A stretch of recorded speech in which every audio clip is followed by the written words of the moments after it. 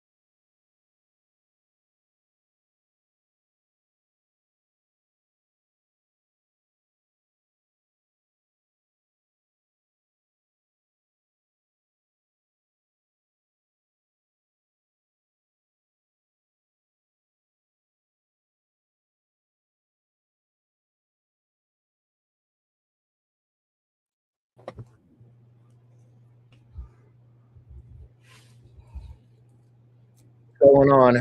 Hello, Mr. Balderson. I'm just finishing up and pushing YouTube and all the other stuff. So give me just 1 second. Ben, I think I put you live as well. I apologize. If you want to take it off, you can. You're right. All right. I just want to make sure before I do something stupid. All right. We are now live on Pilled, Mr. Balderson's channel, Twitch, X, and YouTube. Welcome, everybody. Mr. Balderson. How is Mr. Balderson today? Wiped out.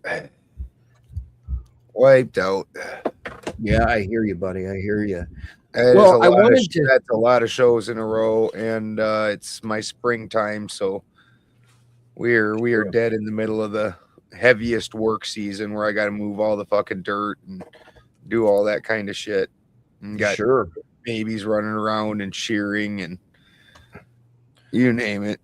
You know, speaking of shearing. Hey, chat. Hey, chat. Please donate to the stream so our daddy can take care of us. We need him. Exactly. That's a pretty good one. That is a good one, isn't it? shearing it. Well, I wanted to just continue the obviously the conversation because you know, it just seems like people don't think that the Trump executive orders are not benefiting the American people. Santa, what do you have to say about that? I think some of them surely do, but a lot of them are for special interest, and I believe that about both parties. Yeah. Well, I mean, we all know that, you know, he's trying to do right. He is trying to do right by American people. We would all agree with that, at least most of us. No, I wouldn't. I'd say he's done real good by Israel. Yeah. Janie! Ben, can you post the StreamYard link for me, please? Obvious. Yeah. This term seems to be pretty obvious. I would agree with Ben. Hello, Cheney. How are you? Good to see you. My elf is in the background, but it's okay if the elf wants to be on screen here. I do not I do not care. I don't. Now You that know- doesn't mean that I'm against Trump any more than I'm against any other president. I often refer to people and going, "Hey, I'm tired of your government." Well, I mean, listen. Everybody has a right to their own opinion. Everybody has a right to their own thoughts, right? Yep. But in most cases, everybody has TDS or Trump derangement syndrome No. or orange man. I'm saying most cases, right? Okay. There are exceptions to the rule, and I think one would agree with that. The problem that I have is everybody is focusing on the negative.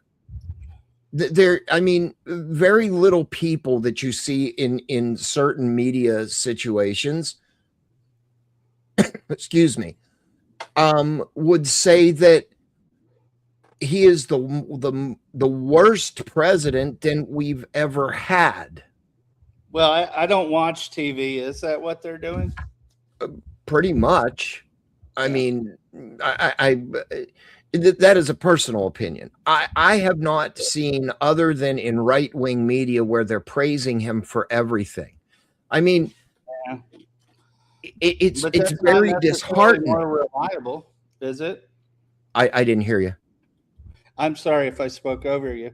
But okay. that's not necessarily more reliable, is it? I don't want to. I don't want to allude to reliability. And Santa, I turned your mic up a little bit so I can hear you. Oh, okay. Thank you. I would say, or I would actually allude to my point of, they don't want to put any achievement that he has done. They always want to focus on the negative than a positive, right? I would agree with that. Yeah.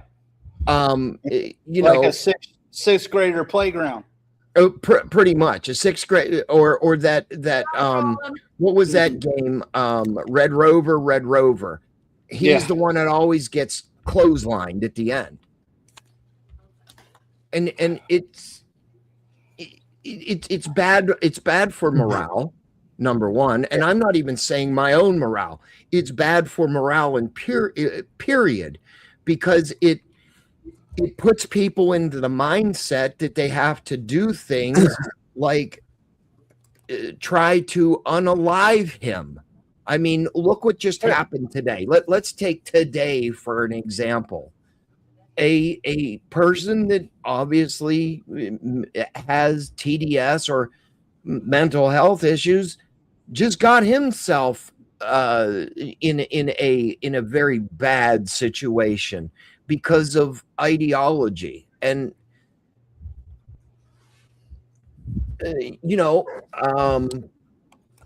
Ben, can you take over a second? There's somebody wanting to come on the panel that I've got to give them the link.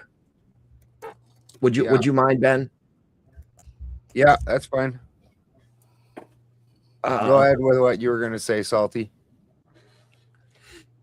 Oh, I was just making sure security had asked if we're live anywhere. So I wanted to make sure. we're live. Yeah, we're live.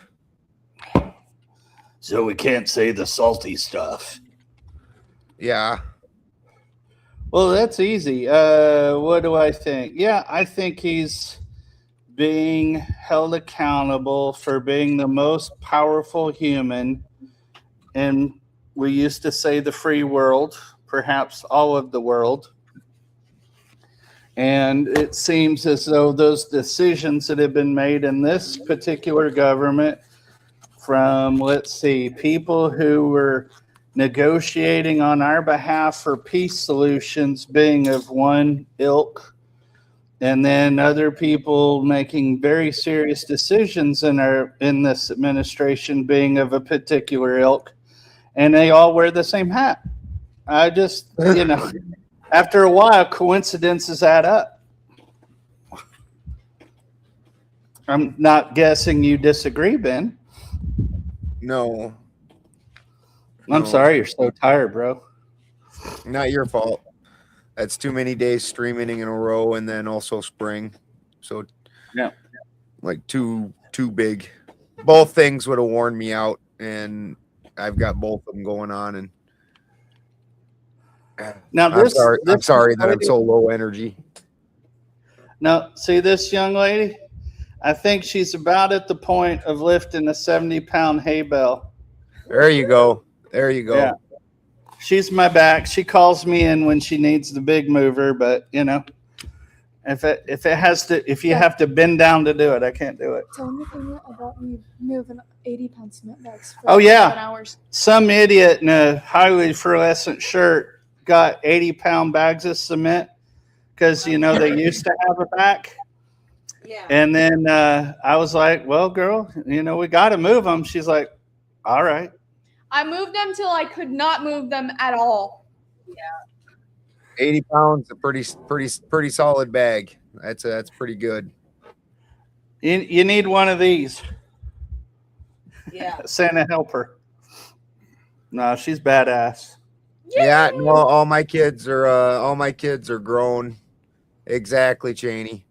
All my kids are all grown, and I think, let's see, my youngest is 21 or 22. 20. Hey, Ant, check your Discord. 22. Yeah, yeah, they're 22. I just sent a link to a very good friend of mine. He's coming over from pilled.net. He should be making his way in here shortly. Very good friend, very good conversation we will be having. He was about to jump on the tomato, like literally, and she was ending it. So, Well, and Spin, just before we do that, are we cool? Because I'm cool. oh yeah. All right. Oh, yeah. I got thick skin, brother. I got Good. thick skin, brother. You have to put up with me. What do you think? Yeah, But- I mean, I get why it's contentious. I respect that it's contentious. How's it It's going, always everybody? been Can everybody hear me all right? Yeah, Yep, Toast, loud we and hear you, buddy. clear. All right. Yeah. good. All right. I was, all right. All right. See, Okay. now I have to get a Y'all mic are on here. crazy. Exactly. Neil, I'll get I that. love how much the conversation has been elevated since you've come into the community. I love it. Oh, well, thank you. I'm very humbled by that. I love having you. I like Yeah, that we're damn near the he's a same good age. guy. But your hair's all white and mine's not. It makes me feel good. Well, it's thinning, bro. It's thinning. Yeah, I ain't got none of that hair, but my beard still got the color. I saw a picture from like 2 years ago when I was trying to grow a not the man bun. Now my niece has got me calling that a Yes! top knot. You're just calling it what it is, Oh, Dad. shush. No, you cannot silence me. I wouldn't try to silence you. I just assign more work. What's up, I'm Ant? shutting up There now. is the ant. There is the ant. Well, anyway, back on the topic. I just feel that Trump is not getting the recognition and the props that he deserves. I mean, he is doing good things, but people are focused on the bad. Well, Yeah. sure, but that's normal. People don't Well, usually right. I mean, remember it's the good; they normal. remember the bad things. But they're not going to remember because they were good things. We have a almost instinctual thing where we just put good things out of mind because they're not a threat. Yeah. Well, I mean, And unless also the recency economy's bias. good. If Huh? the economy's bad, I Yeah, don't give a fuck. that's what if I was he's trying to cheesy. describe. Yeah. Well, If the I mean, economy's good, yeah, we're like feeling. Reagan, they thought Reagan fucking walked on water. If your economy's shit, like that's why Trump did so well in this one, because everybody's like, I preferred Trump's economy. Now he's going to walk out if he doesn't manage to fix this economy in his 2.5 years he has left. Yeah. Then he's burnt his reputation forever. Reagan's economy was pretty good, but you got to understand he also had to spend a whole shit ton of money so we could finally end the goddamn Cold War once and for all. Yeah. I'm not disagreeing. I'm just saying the economy was great during Reagan. Yeah. So people loved Reagan. It's just how it works. Like the Well, economy. not everybody loves Reagan. Like you hear about people saying trickle down economics, like that's a real thing. It's not, by the way. I know kids, liberal kids today talk shit about Reagan, but during the Reagan era, that guy walked on water. Nah, I was alive during that era, trust me. And I was living in California. Trust me, there were people who really hated Reagan. Yeah, you were in California. I'm in South Dakota. That's two definitely different state views. Yeah, I could believe that around South Dakota there wasn't a lot of shit talking for Reagan. I could believe that. But Arizona was pretty pro-Reagan. Arizona was pretty pro-Reagan, yeah. No, I'm not saying everybody in California. At that time, California, I believe, was still red or had just turned blue for the first time in forever. That makes sense, yeah. So there was still Reagan supporters in California, especially since he'd been the governor of California. People remembered that and they liked him as governor. So there was support for him. It just wasn't universal. My wife, Reagan literally lived kitty corner. You know, it's farmland, so or ridgeland. So he literally would fly over, and they'd all go out and watch him land with the president and shit. That's cool. Now, Spin, why do you think that, or do you think that Trump is being treated more I was gonna say most. I'm sorry, which one's Spin? Sorry. Wait a minute. What? Go ahead, Neil. Finish it. Okay. Do you think that Trump is being treated more harshly, given the economic situation of the country, than other previous presidents with similar economies were treated? Just for dialogue, so I understand the question, give me an example. When the economy sucks, everybody hates the president. I would agree with that. Absolutely. Yeah, historically, there's never been a president that won on a down economy, ever. Yeah. And I don't recall a worse economy right now. This is worse than the Biden years for me. I mean, listen, and this is a Captain Obvious fucking statement, right? We're all feeling the negative impacts of the economy at the moment at the gas pump, in the grocery store, and just self-care products. I mean, basic necessities are killing. Yeah, basic necessities, or what we would say are a basic necessity, because obviously, Ben, you are living proof that you technically don't need a grocery store. You technically, I mean, obviously, fuel is your biggest employer, if you will. Well, yeah. All right. I'm sorry. Go ahead. That wasn't for me. Go ahead. I appreciate what Ben does. I think it's great. I'm not going to shit on people that want to maintain skills like that, or even if, for whatever. Anyways, I'm getting off the topic. Not everybody can do that. Even if they wanted to. Here's why. There isn't enough arable land in the country to give everybody their own plot to grow enough food for their entire family. It's just not going to work out that way. It's much more efficient to have large farms that grow food for the population than having lots of small farms that try to feed themselves. No. Well, I would definitely disagree. I would say that on 1 acre, and we have plenty of acreage to cover that. On 1 acre, people can grow more than enough food to sustain themselves. They wouldn't have a lot of the fineries, but that's what grocery stores were originally for, was for things that you couldn't take care of at home. Your base food production was at home, so you never starved. But you're not ranching on 1 acre. You're definitely not getting. You're definitely not ranching. No. And that, I mean, not everybody's a vegetarian, Ben. That definitely helps me. My wife is not a vegetarian. She actually is does really well on the carnivore diet. Mm-hmm. Most of Are us you do. closer? But I'm not here to give nutritional advice. Well, I we don't- have. I don't 6 care. and a half- We Well, have like, she 6.5 acres. She did, when her and I met, she was originally a vegetarian, but her body did not take that well. Right. Mine does. Her It's- body, her teeth, she lost. This is part of why her teeth went to shit. Her teeth, she lost all the strength in her teeth. Her hair got super thin and her nails got thin. And then when she started eating meat again, her nails immediately, it was crazy. It looked like paper up front, and then the back was all thick, and her hair came back in.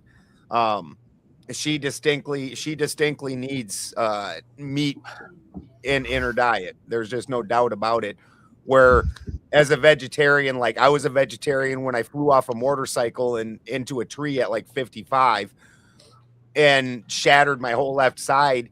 I was over 40 and I still healed up, a lot faster than they ever thought I ever could heal up, and was back out doing stuff. And so it doesn't bother my body at all. My nails are, that's literally my thumbnail. Like my nails are thick as fuck. I don't, it works for me. My gut picker. Well, Cheney in the chat says people could grow enough on an acre, especially with barter and trading. Mr. Balderson, your thoughts? I do agree with that. Like I said, I understand that most people aren't going to grow everything at home, and you're going to need to trade. You're going to need to go get spices. I mean, back in the day before all food was commercialized, we had giant wars over spices and sugar and shit like that. I get all that. You can only trade if you have a surplus. Yes. Hold on, Ant. That is 100% true also. So you definitely need to grow enough to grow surplus. With that said, in just the size of a normal city lot is all my yard is. And we don't grow grass in our yard. We use it for garden space. And in just my yard, we grow, I couldn't even tell you how many pounds of tomatoes every year, just thousands and thousands of tomatoes and peppers and you name it. We can all of that. Make our spaghetti sauces and pizza sauces and our spices for the year. And we have tons left over. There's tons that just gets fed to the chickens and the other animals and fucking given away, you name it. But if we got serious about doing this and didn't have the grocery store, we could definitely do this again. Sure. Santa, go ahead. Wasn't that Your the thoughts. big problem in Hold on, 1955 Toasty. with Hold on, Reagan? Toasty. I'll come to you. Santa, your thoughts.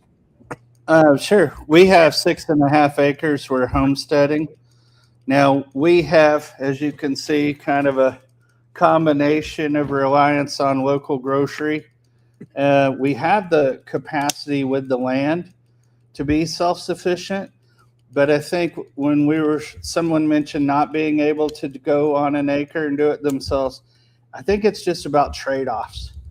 Because one of the things you move, and a lot of people thought they were going to buy their McFarm or their McRanch, and it was going to be romantic. As Ben and I are saying now, exhausted every night, there's a lot of work. Now there's winter time coming for up here. We're cold. It's not that much snow, but there isn't that as much to do. So I think the seasonal engagement where you're just working, 14, 16 hours a day to maintain, especially any livestock. And then you have the other things, mending fences and a lot of other work that isn't really portrayed in the demonstration or the presentation of the farm life that people are overwhelmed by. I think a lot of people have a lot of good hearts, but boy, it's the hardest job I've ever had.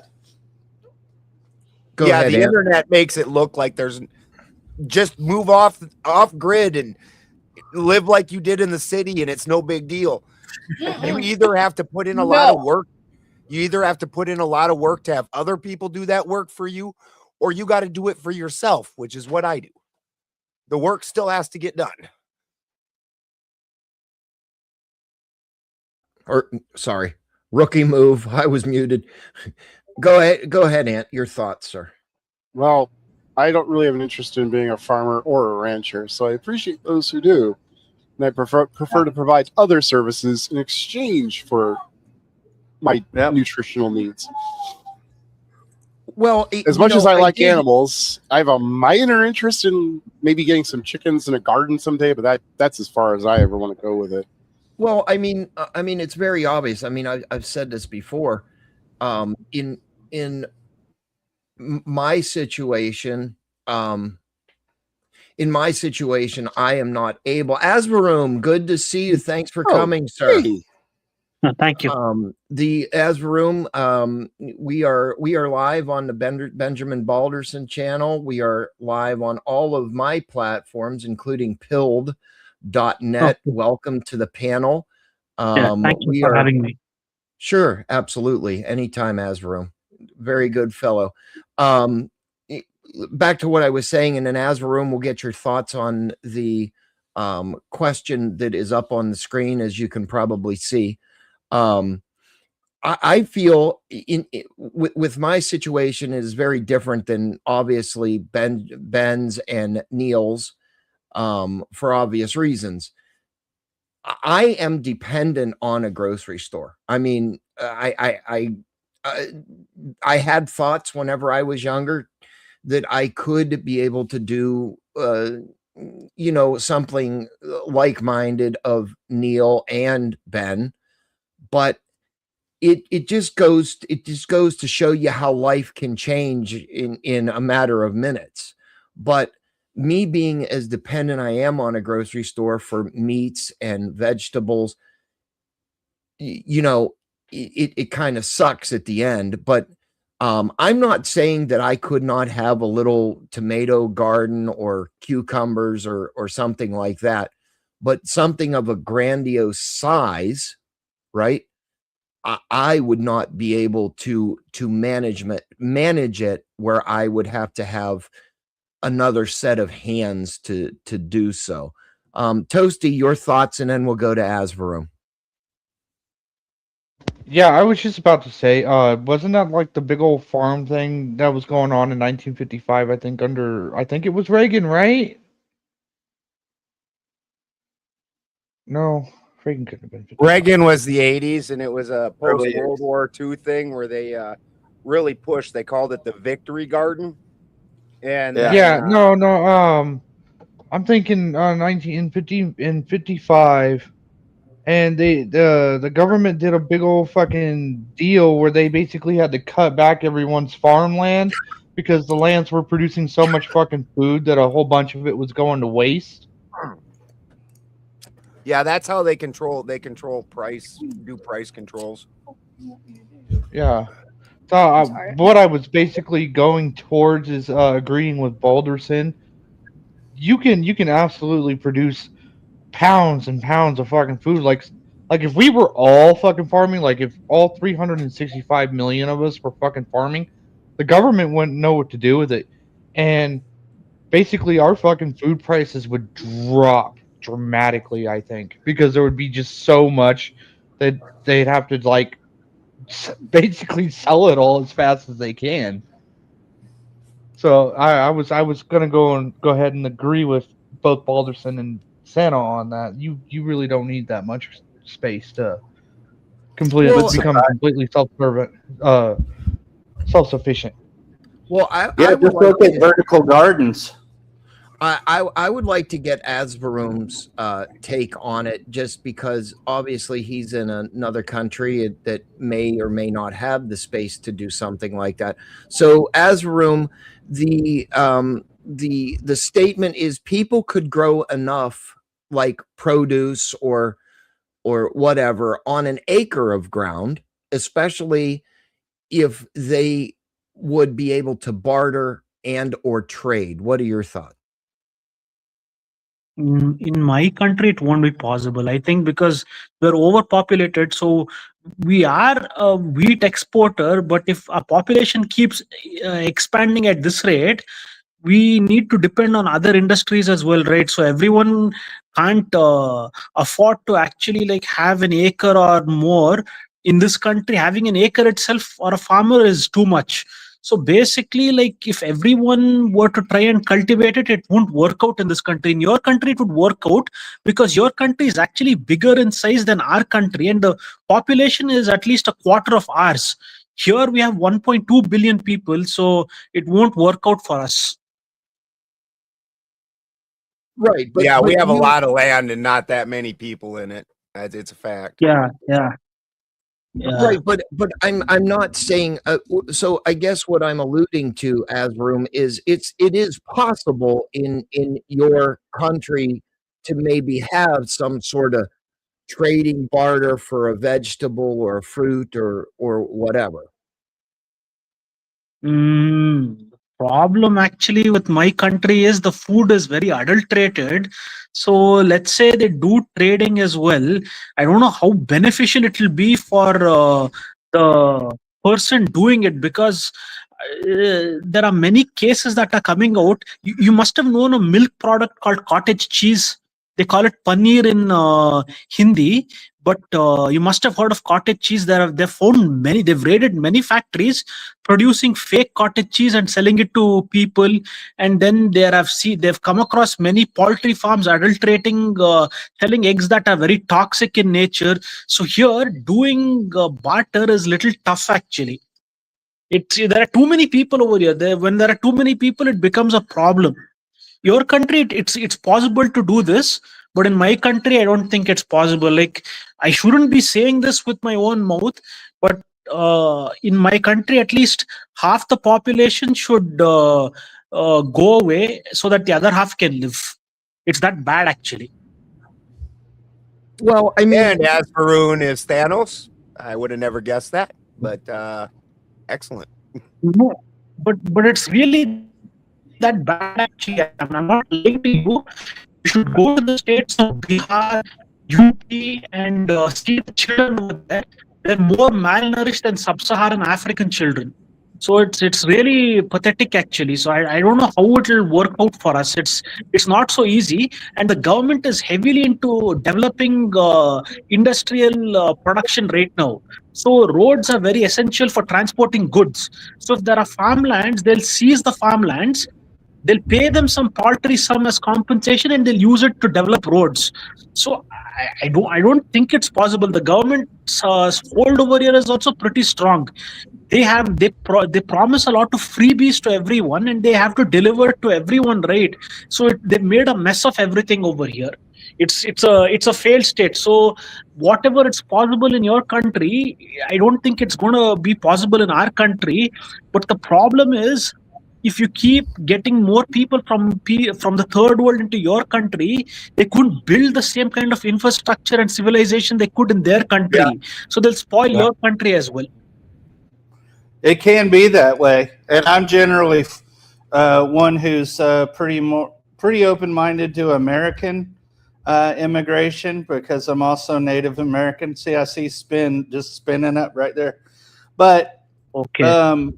But having been around the Why do you world, got to use that fucking spinning up and fucking wheels and shit, man? But what you're saying is not wrong at all. I mean, if people, when they come, they need to either accept the mindset of becoming an American, or they need to bring their home ways to here. And in the past, for example, a lot of the Irish and Scottish who went to the northwest of the Americas, they didn't establish they were Scots-Irish Americans. Their aspiration was to be Americans. And one of the things that was new is when the Mexican Americans, many of whom I have very close relationships with, they started keeping that more Mexican American. And then the African American, which was brought up more, I think, during Obama's presidency, this delineation where people are separate. So going back to your separate point, it's your specific point. Are you from India? Yeah, I'm Indian, but British ancestry and Indian ancestry mixed. To put a fine point, to put a fine point on what Asvarun is saying, according to AI anyways, in the United States, there's 93 to 95 people per square mile. In India, there's 1,286 people per square mile. Wow. Well, and I've worked with a lot of Indians in tech, and I thought it was astonishing that people who were in villages 20 miles away spoke completely different dialects. You know, there is a lot that's going for the U.S. and a lot that's not going for India. I wish you the best and all that. Again, I agree with Spin. NAFTA is what screwed both the Mexicans and the U.S. Americans. No doubt. That's what, and you're right, Neil. That is exactly what I was alluding to. I mean, you know, you could live off your own land, even if it's a postage stamp. I think we all would agree with that, and Ben, I'm sure you would agree with that. Love the hustle. Right. Now, let's go to if we were to have a true recession where in that recession there was not the availability of some. What do you think we're in? Can I finish my statement, Mr. Balby? Please. We're in a true recession. What do you mean if? Okay. If a product was not available and you and I could get the seed to grow it, one would say that you could trade that product. I mean, literally, right? Now, Ben, I'm sure you're familiar with blacksmithing, and you know, I'm not saying we're going to go back to the fucking horseshoeing age. I'm saying you maybe we fucking need to. It's a ping pong, but at the end of the day, it could be a real thing, and God forbid that we ever have to see that for our children or our grandchildren or whatever, because in most families, and Asvarum, I don't know if it would be true over there, our younger generation is not going to know how to live off the land unless the elders teach them how to live off of dirt and rock and soil, right? Yeah. I mean, Asvarum over there, and please forgive me, I'm ignorant to your culture and your teachings, but does your culture teach living off the land and you know, self-support? Yeah, it does teach, but after the IT sector came over here, because the rates were cheaper for hiring labor, everyone jumped into the IT boom sector. So they abandoned agriculture. First, we were an agricultural nation. Then we started industrializing so slowly, but we were a socialist country till 1995. After 1995, we opened up our markets and allowed products from other MNCs from different countries to come into our country. But everyone started going more and more into the IT sector, which is the service sector. So I think the generation X for our country also is the last smart generation. The millennials over here, the Gen Zs, they're not so bright. They're not good with money. I don't think they know how to farm and live off their land also. They're like, they're very mediocre people, to be honest. I shouldn't be saying this, but it's a fact. You know what? And you are the best judge because you're there and we're not. That's what I'm saying. I'm seriously telling you, over here, I don't know why sometimes the Western media hypes up this country. It's so corrupt over here. If you want to transfer your property from father to son, there's a lot of legal procedures. To get that done, you have to pay a bribe. To get the land allotted in your name after going to the registration office, you have to bribe the corporators a lot over here. The bureaucracy is so tied into everything. Without taking a bribe, nothing moves over here. It's that corrupt actually. For everything you have to cough a bribe up. Right. And you know what sucks, and I do have friends, very nice friends of your culture, and they tell me similar stories about how the corruption in your country is so rampant that they want to move out of that country and come to maybe not even the United States, but a very looser lipped, if you will, society. And they immigrate to I've heard England. I'm just saying things that I've heard, but predominantly the Indian culture or the Indian communities come to the United States because they're tired of all the hypocrisy and all of the politics that are just absolutely nuts, if you will. Yeah. The problem is I shouldn't be saying this, but I'm saying this with my own mouth. Today's Indians, they've become rogues actually. They'll do anything for sex, money, and power. They've become rogues. Like even in the corporate sector, if you want a promotion, you have to sleep with the higher ups. Then you get a promotion. Not your talent doesn't matter. It's like that actually. Well, and then we can probably take that back to about corporate farming. And Ben can probably tell you a lot more, but I think, and I hope Ben knows where I'm going with this. The way of the corporate farms, they sometimes take over the little farms, even land. They go in and they offer an extravagant amount of money for corporate greed, and that's what I see. Florida. I live in the state of Florida, Azvarum. The orange groves. Florida is known for Florida orange juice. In the last 6 years, I have seen orange groves go to housing development. It is so overrun, but then they'll go out to the Midwest and they'll plant thousands and thousands of acres for corporate greed, if you will, or not corporate greed, but for profit, obviously. Do you have that? Do you have that over there? Yeah, something like that is that the multinational company owners over here are Reliance, then Adani Group, then Ambuja Cements, then Reliance Dhirubhai Ambani company was there, but that went for a toss. Then Tata Group is there, Birlas are there. They lobby a lot of politicians to pass laws that favor them, irrespective of the harm it does to the environment. Even if they gobble up their competition also, it's all right. They are like, what do you say, they're hand in glove with the politicians over here.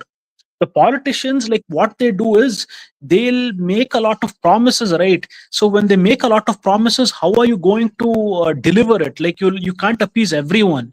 So in the end, they end up making a mess of everything over here. When the election comes, they'll start promising free jewelry, free bus ride, actually, from area to Azvarum, we know all about that in New York City. It just happened here. It just happened. Yeah. The sad thing actually is people problems will be solved, but even the European Union is heavily mixed with bureaucracy and it's got a lot of rules. And because of their stiff way of doing things, you can't open a business up within, it'll take a year to start a business. They'll take away a lot of your money and use it for government programs. So even Europe has become poor. Only America is competitive, but slowly America is becoming, that is, I shouldn't be saying this, it's becoming like India, because I follow John Stossel. He espouses libertarian policies, but the more I see him, the libertarian policies are actually being eroded more by socialist policies, actually. Both the Republicans and the Democrats are guilty of this. So you're slowly like aping us gradually, and I don't want you to become like us, that's all. but it's happening actually. Ben, your thoughts on Asvarum's statement, sir? I didn't catch it. It's okay. Santa, your thoughts on Asvarum's statement, or your thoughts? Well, my heart just goes out. That's a lot of people, so many layers of hierarchy with people all taking a pinch along the way. We are seeing that more in our culture. I think that's really the kind of destiny unless we rebuild our communities. I mean, I don't know that it's an accident that there are people who want us to have fractious communities. Well, I don't know. I don't know if it's fractious communities. I think they are afraid of the fractious communities that could take over politics in some sort of fashion. Wouldn't you agree? Respectfully, no. I mean, I think that there's certainly reason to support that. But the reason that I would suggest they're not afraid of it is because they keep creating them. And I'll tell you who the theys are. The theys are the people that have the money that are buying us our politicians now. Well, you know, in some, I want to say minute fashion, I agree with what you're saying, Neil. I would just, my pushback would be corporate greed when it comes to any type of business. And Asvarum, if I may use your analogy of like a jewelry business or something of that nature, it speaks volumes, but when it doesn't happen, it's too late.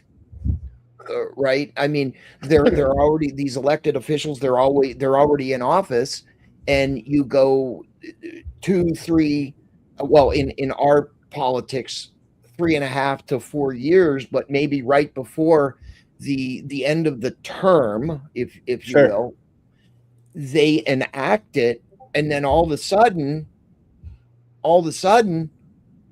it's happening. But it should have happened at the beginning of, or I don't want to say generally at the beginning, because policy happens through those 4 years, right?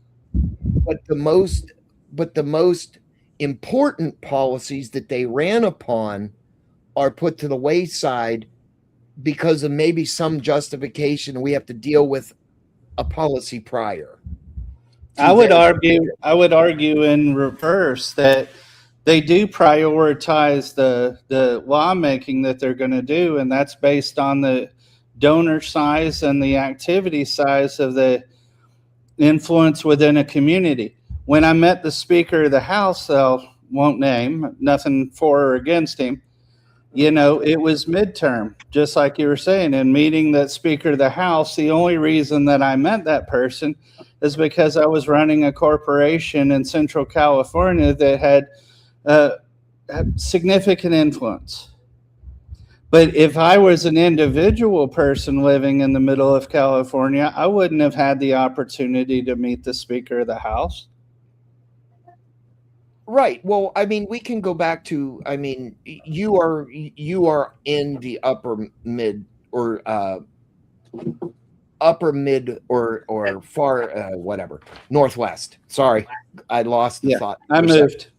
Yeah. So, I mean, and Ben is in California proper. So let's go to the wine industry. I mean, we all know that the wine industry, and I'm sure Asvarum, you probably have a wine industry in your country as well. It is very liquor. Very competitive. We have a liquor industry, and they could crumble governments only. They were very powerful once upon a time. The liquor lobby was so strong. Without them, the governments could not get money for their elections. So these people would be the kingmakers behind the scenes. They were very powerful in the 90s and 80s and 70s. Now their power has come down. But in the 70s, 80s, and 90s, the liquor lobby was so powerful that the government would literally like crumble if they wouldn't get their support in any manner. True. I mean, but we could. Would you say one could correlate the wine or the wine industry to food production? Yeah, you can do it. I'm not saying that you can't do it, but since your country it's not as corrupt as ours, but you're slowly heading there the way I'm seeing it. But in our country, actually, it'll end up becoming a mess. They'll create a bureaucratic government for department for that. The bureaucracy will suck the money out of the private businessman before he tries to start up his business, and then they'll make a mess of everything, and it'll end up going nowhere. Actually, that's how it is for us.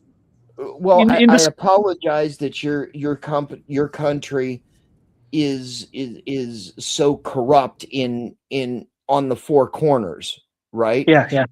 Now, in our country, I'm sure that there is a bot person, bot as in bought or paid, whatever. But it does seem like and I use this term very, very loosely, a third world country. Yeah. It is more prevalent than what it is in the United States. Definitely. I want to say this also. This is very controversial. What I'm going to say. Please forgive me if you find it offensive. Not at but all. I really want to say this. I have noticed one thing. They say that socialism stifles growth, right? When the Soviet Union was in power, it was filled again with Slavs. Slavs are whites again. They actually created the first artificial heart. They sent the first man in space. They created many innovations as well. So I feel race and IQ is heavily interrelated with the economic development of a country. Now in South Africa, they hate whites coming up over there, so they're doing everything to crush them. In Zimbabwe, they confiscated all the land from the white farmers, and the whole country from being from becoming the food basket of Africa, it became a barren land. Then in Ivory Coast, when the French were ruling Ivory Coast, it was like the Japan of Africa. When they kicked the whites out over there again, the French whites, the country again went back to a very bad condition. So the pattern is actually like very similar in India also. What happened was that, see, the British did bad things over here. I'm not saying no, but instead of understanding how they created successful institutions by modeling their growth patterns in Europe later on post colonialism in the 60s, 70s, and 80s, the Indians actually made a mess of everything over here. So this is what I feel. I feel race and IQ are heavily necessary for the development of any country. Otherwise, Africa has so many resources. They should be outshining the European Union in every way. Why aren't they doing it? It's like it has to be like this. And the worst part actually is all the productive people on the planet, like East Asians or the Caucasians, they're having one or two children, or they're not having any children at all. So, and all the unproductive people who have been like this for a very long time are having more children. So I don't know what kind of economy we'll have only in the future. We'll have something like a mixture of feudalism and corruption and some moderate, some form of technological development. It'll be a mixture of all these three. It'll be a very vague form of capitalism, I feel, the way things are going. I don't like to say such things, but you can't stop observing this pattern that happens every time. Like even in Southeast Asia, the main players actually in the market are Han Chinese because of their intelligence. So you take them out of the equation, the Indonesians, the Malaysians, or the Filipinos, they're not so productive. So the Han Chinese are more enterprising and business oriented, and they're very good at doing business and allocating resources in a very effective manner. So you take them also out of the equation, it's bad.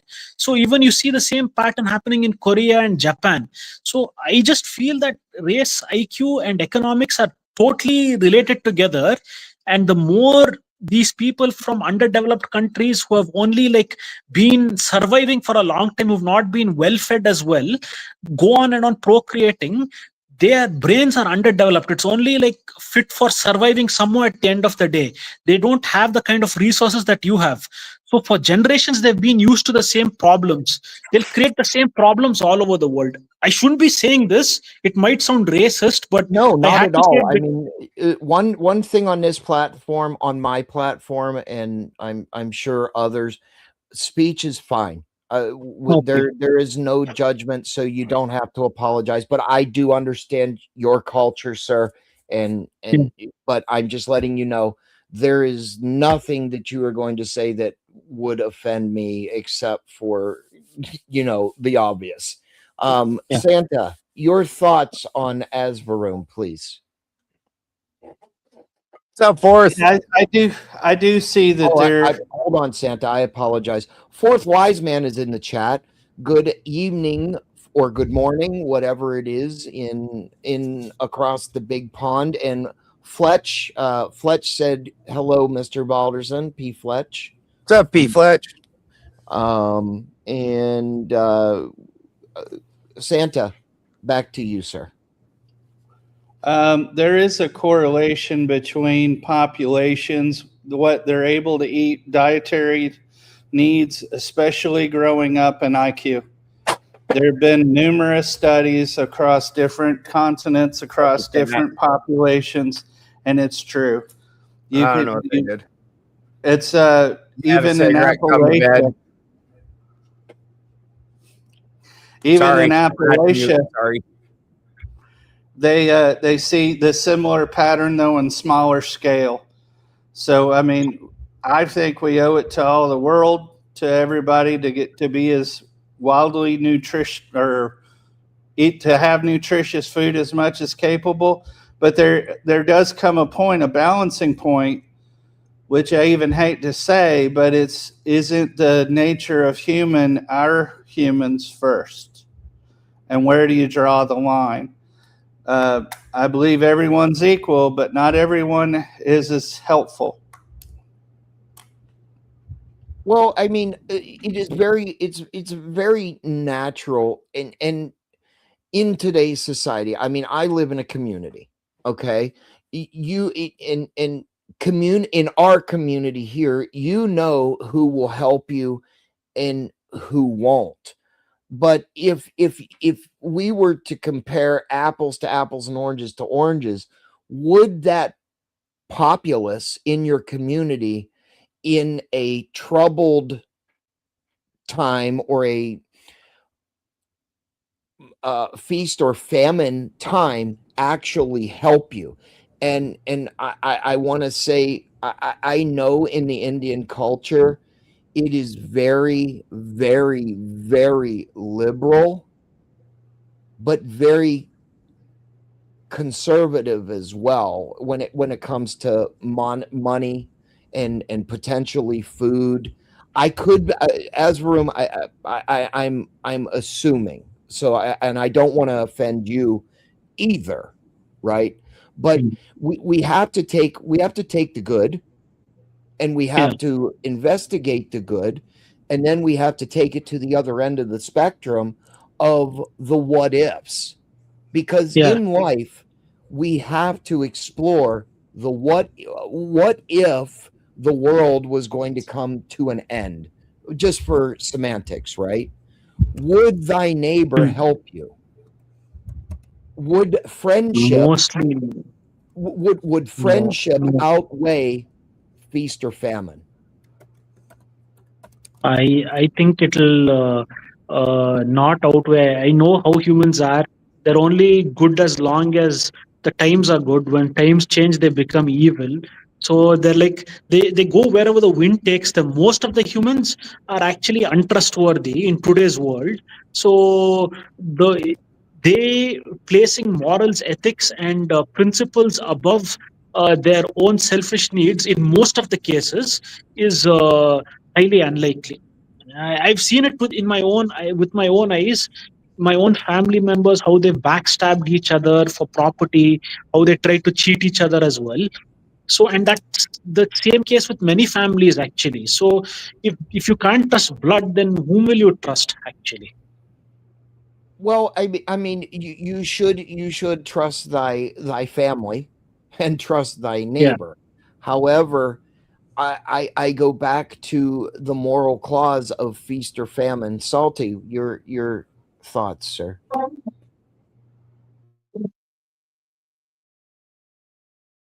What the hell was that? It sounded, I don't know what that was. Anyway, I mean, I just feel that you know, in any given situation, whether it be family, they would, and I've seen it in my own family where, hey, do you have a gallon of milk? No, we need it for us. We're not going to the grocery store. Not that it's not plentiful, right? But they are family in itself could be very self-centered or and self I don't want to say, well, I could say self-profiting, right?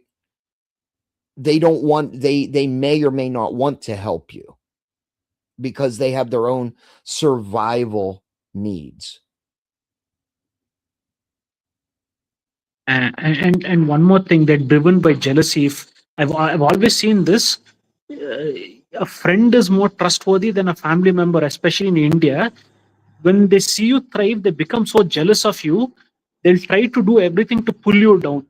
So over here, trusting your relatives is as good as actually signing your own death sentence. It's very risky over here. So they meet each other during family functions, or if something like a wedding or someone's death anniversary. But other than that, friendship is actually more reliable over here than being with relatives. They're very cutthroat actually. They're they may they're very hypocritical also. They'll show off that they're very nice and whatnot to you on the front, but they'll be ready to stab you in the back at any moment, and they'll be Would you envious of call your it nice. hypocrisy, or would you consider it competitism? I think it's a mixture of competitism, envy, and hypocrisy. Like it's a mixture of all three. They envy your progress a lot. They can't stand it when you thrive in life being your relatives. Like they'll be thinking that, oh, he's rising so high. Why am I still like this? And why should I be like this? If I can't have it, even he too shouldn't have it. And they'll resort to underhand tactics to bring you down. Right. And you know, I mean, I don't know, maybe Neil will back me up on this, but I see that in a lot of American way as well. Competitivism, maybe envy. And I've definitely seen cutthroat shit. I'm not gonna sit here and say I didn't, right? But that is, I don't know if I would say that's human nature or just outlooks or even political outlooks. Well, one piece of writing that really sticks with me is Animal Farm. And then one quote in particular says, "We're all equal, but some of us are more equal than others." Well, now, in saying that, is that a self-proclaimed 2 legs bad, 4 legs good. yeah. Neil, I knew where you were going with that, but the comment that I would have, is it more their outlook or purview to be that competitive? I mean, let's say this. This is semantics. My son finished, got a 99 on his SATs, but my daughter got a 78. And you're trying to compete and retake it to say outdo A or B or 1 or 2, right? Just so I'm sure. But isn't that the market outside of socialism? And I laugh when people in our federalistic republic are worried about socialism when there are several programs, major programs in the U.S. that are socialistic. But the problem with all the isms, be it the federalism, be it communism, be it capitalism, be it communism, is humans are involved. And I think, therefore, in answer to your question before, is it's a human nature issue. Those people in Asrams, I hope I said your name well. Yeah, correct, sir. Those people are not, their aspiration was not to shit on their neighbor, or maybe it was, but it's more competitive there than it might be here. And the higher the competition, the more some of us are more equal than others, and the some of us that think they're more equal than the other people are going to do favors for each other, and that is, what do we call that before? The old good boys network? The good old boys network. Yeah. I just want to read the fourth wise man over on the Benjamin Balderson channel says 99% of success is due to what you put in your mind and follow through. Yep. If you put in bad inputs, you get poor results. What goes in must come out. Best fill your thoughts with good things. Mr. Balderson, your response, sir.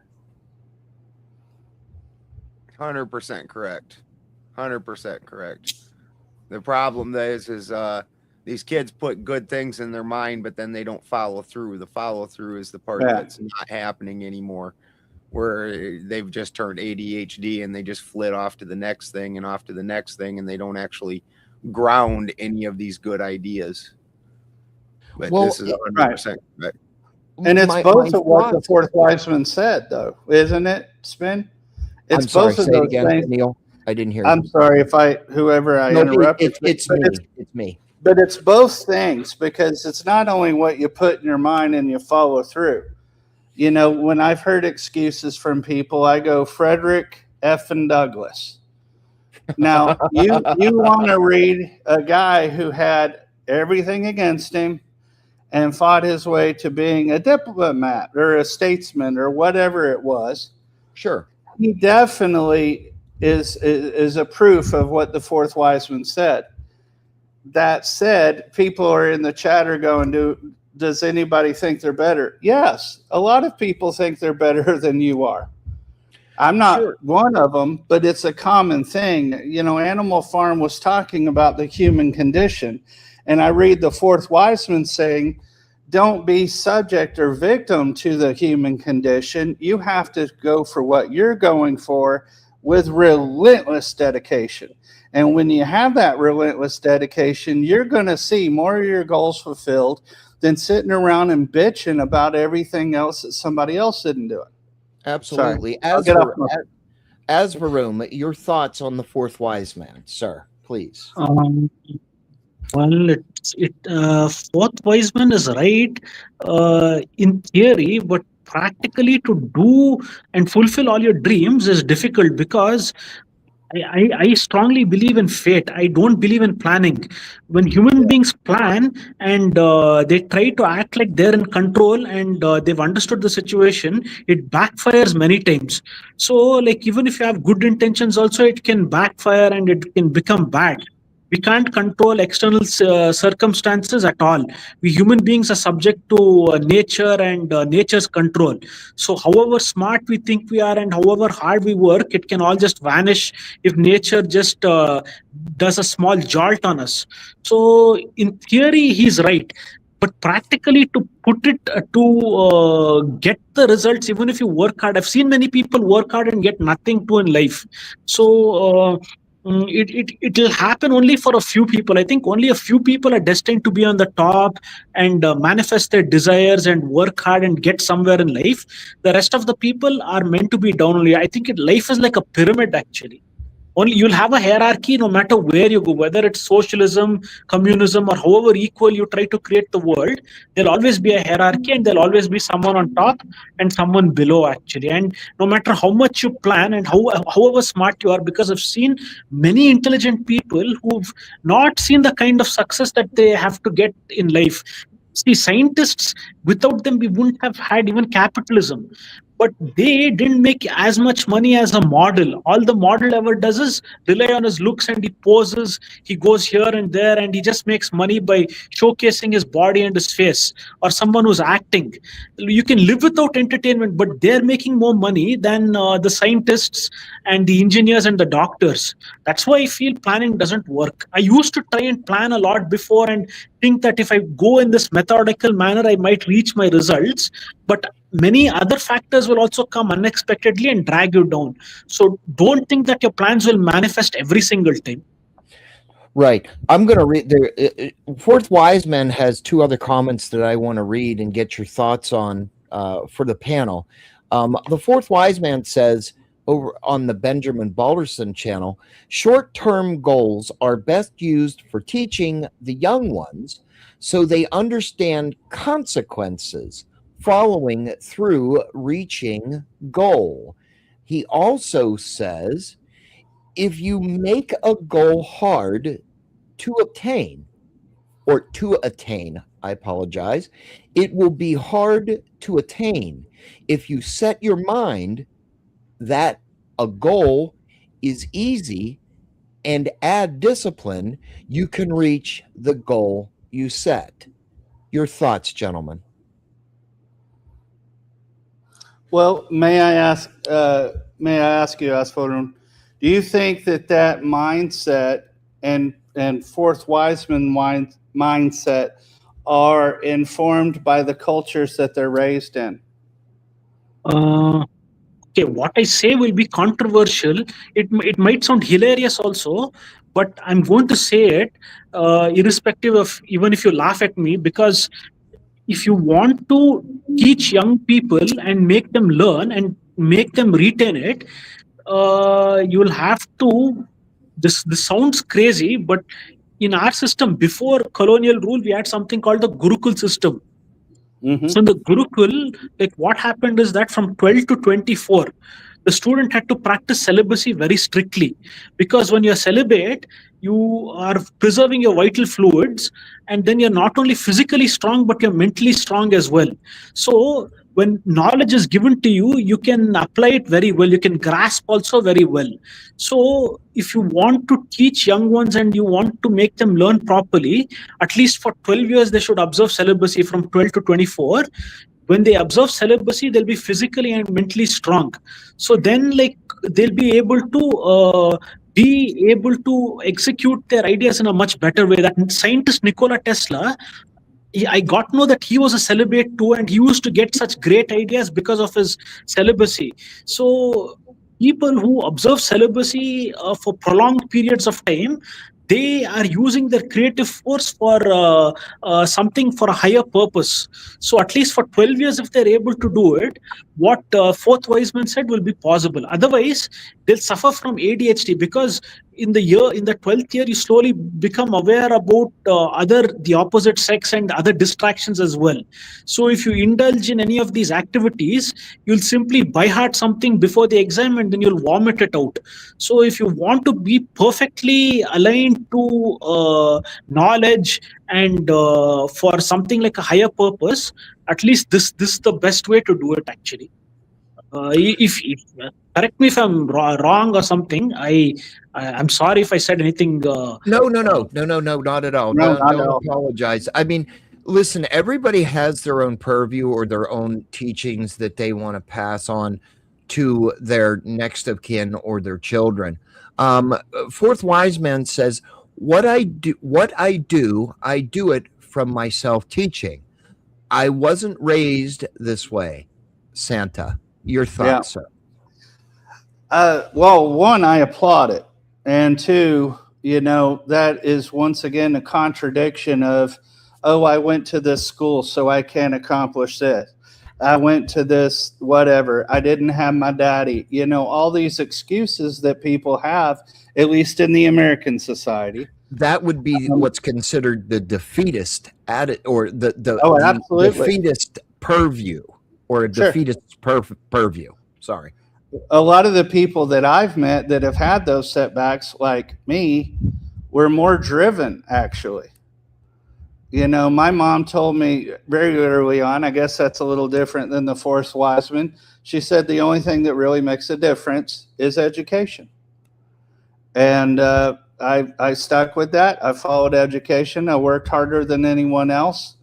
And I was rewarded. But I was able still to have compassion for people who didn't have the family support. I do think that is important, and I applaud anyone who does it on their own. But even as I mentioned, I think that my mom pressing education was so important.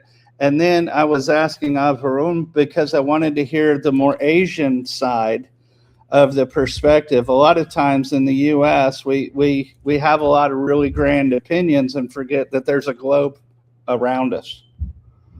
But thank you. Night, guys. I gotta go to bed. Night, guys. Ben, do you Right. want me to shut yours down, or are you gonna let me just run with Go it ahead and until? shut it down whenever. Okay. All right. Let Good night, everybody have Ben. fun. Thanks for coming in. Good night. Well, the fourth wise man also says, I decided to get serious about my life journey, so I never had to rely on others, especially financial institutions. I earn, save, and build. I build assets, some big, some small. I have a lot of liquidity. Yeah, I mean that was the reward for the goal and sticking with it. Because, you know, I believe two people mentioned if you just have the idea and you're not focused on one goal, you're not going to get to your goal. You have to follow through, and it's the discipline to have that follow through. Opportunity that's not taken is still not rewarding. You have to do the work.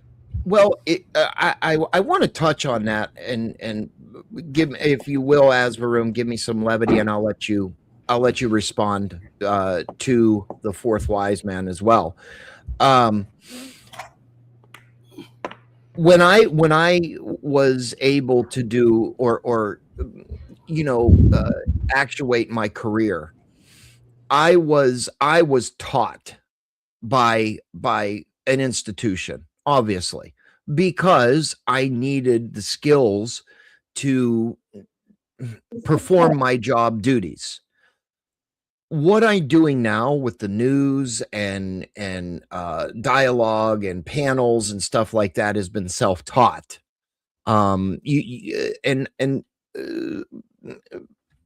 Truthfully, I learn from doing or experience. I don't learn by a book. Even whenever I was in grade school, all through high school, I learned by doing it, not by reading a book. Now, I can't say that there is not there is not an education or something you can become familiar with watching YouTube videos. I'll give you for example. I needed to learn how to set StreamYard up. I watched a video. I started to set it up, but Mr. Balderson helped me finish setting it up. So, and now I know how to run the things and do what I need to do. But education is, I think we all could agree, we could educate ourselves on a lot of the things that we do, even in our community or do professionally, from watching a video, how to do it. I don't know what you think about that statement, but I believe that. So, Asvarum, the fourth wise man, if you can read the statement, if you have any reaction or words that you want to say to that. that's the thing. Actually, I told you, right, there'll always be a pyramid and a hierarchy. Now, Fourth Wiseman is one of the few people who's enterprising. Everyone can't be like him. Like, if everyone were like him, then where you find someone to do the work for you? Like, let's say you set up a company. If everyone is as good as the entrepreneur itself, then why will you need the entrepreneur? How will you run the company? Like, it's designed by fate in such a way that one person will be having some limitations. The other person will have an advantage over him, and that person has to adjust with his limitations to fit into his role in that particular aspect of the company. And it's like that throughout the world itself.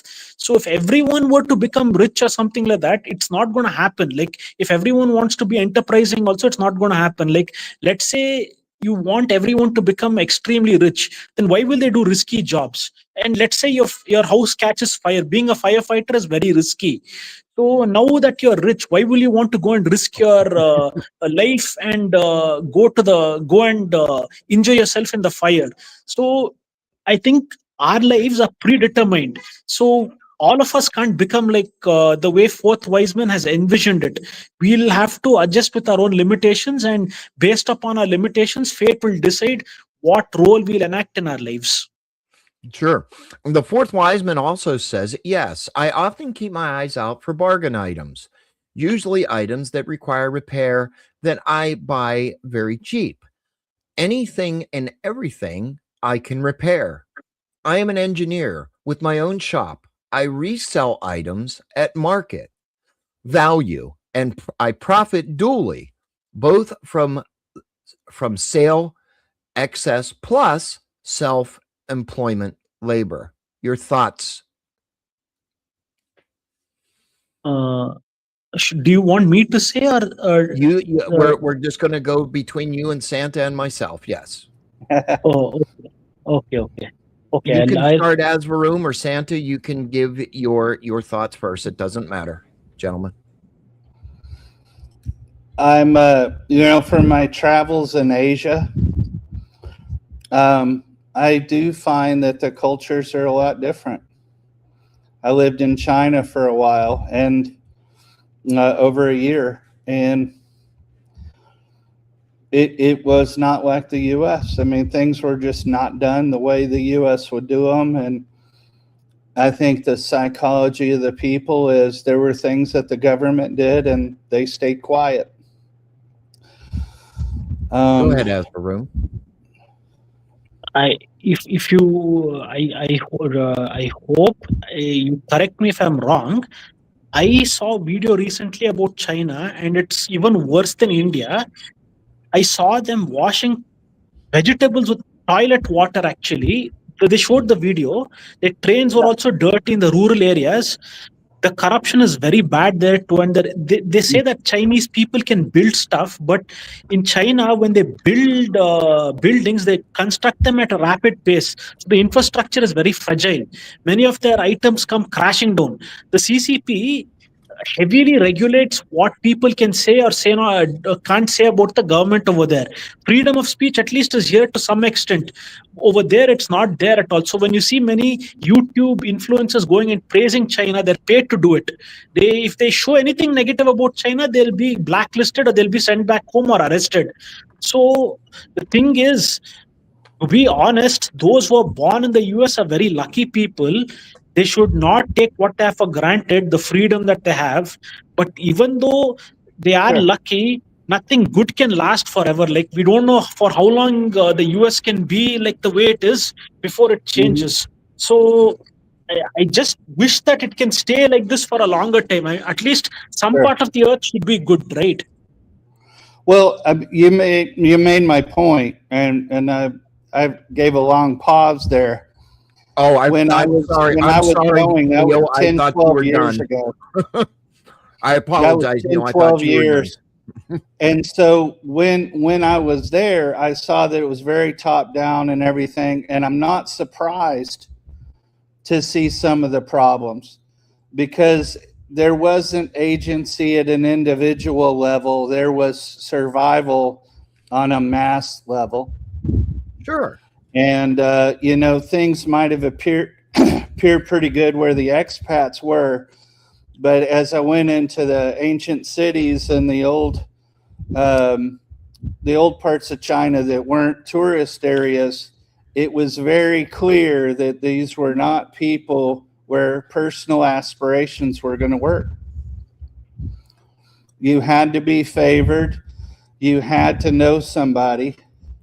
And that made me humble about being in the U.S. because we don't really have the obstacles other than generally, I mean, they're generalizations. Sure. Generally, our willingness to work on it. Generally, our, starting capital. But there are enough examples of people who get up by their bootstraps and they do it. I'm not saying that I want to be responsible for everyone's particular situation. I'm coping with being fully disabled now myself. And, I'm asking Fourth Wiseman for advice because I'm interested in doing what I'm interested in doing. Sure. And where the newer generations, I don't hear that. I hear a lot of criticism. I don't hear a lot of them going, hey, where can I be mentored? Can I be, what do they call it?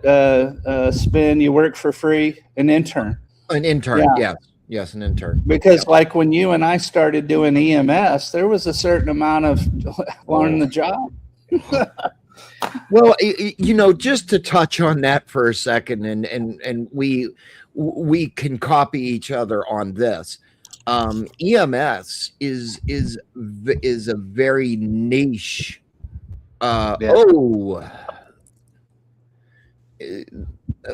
Yeah, I was telling I need to imitate him in that, and he's helping me. Sure. Get skis on that. Toasty, is that you? And that's Toasty back.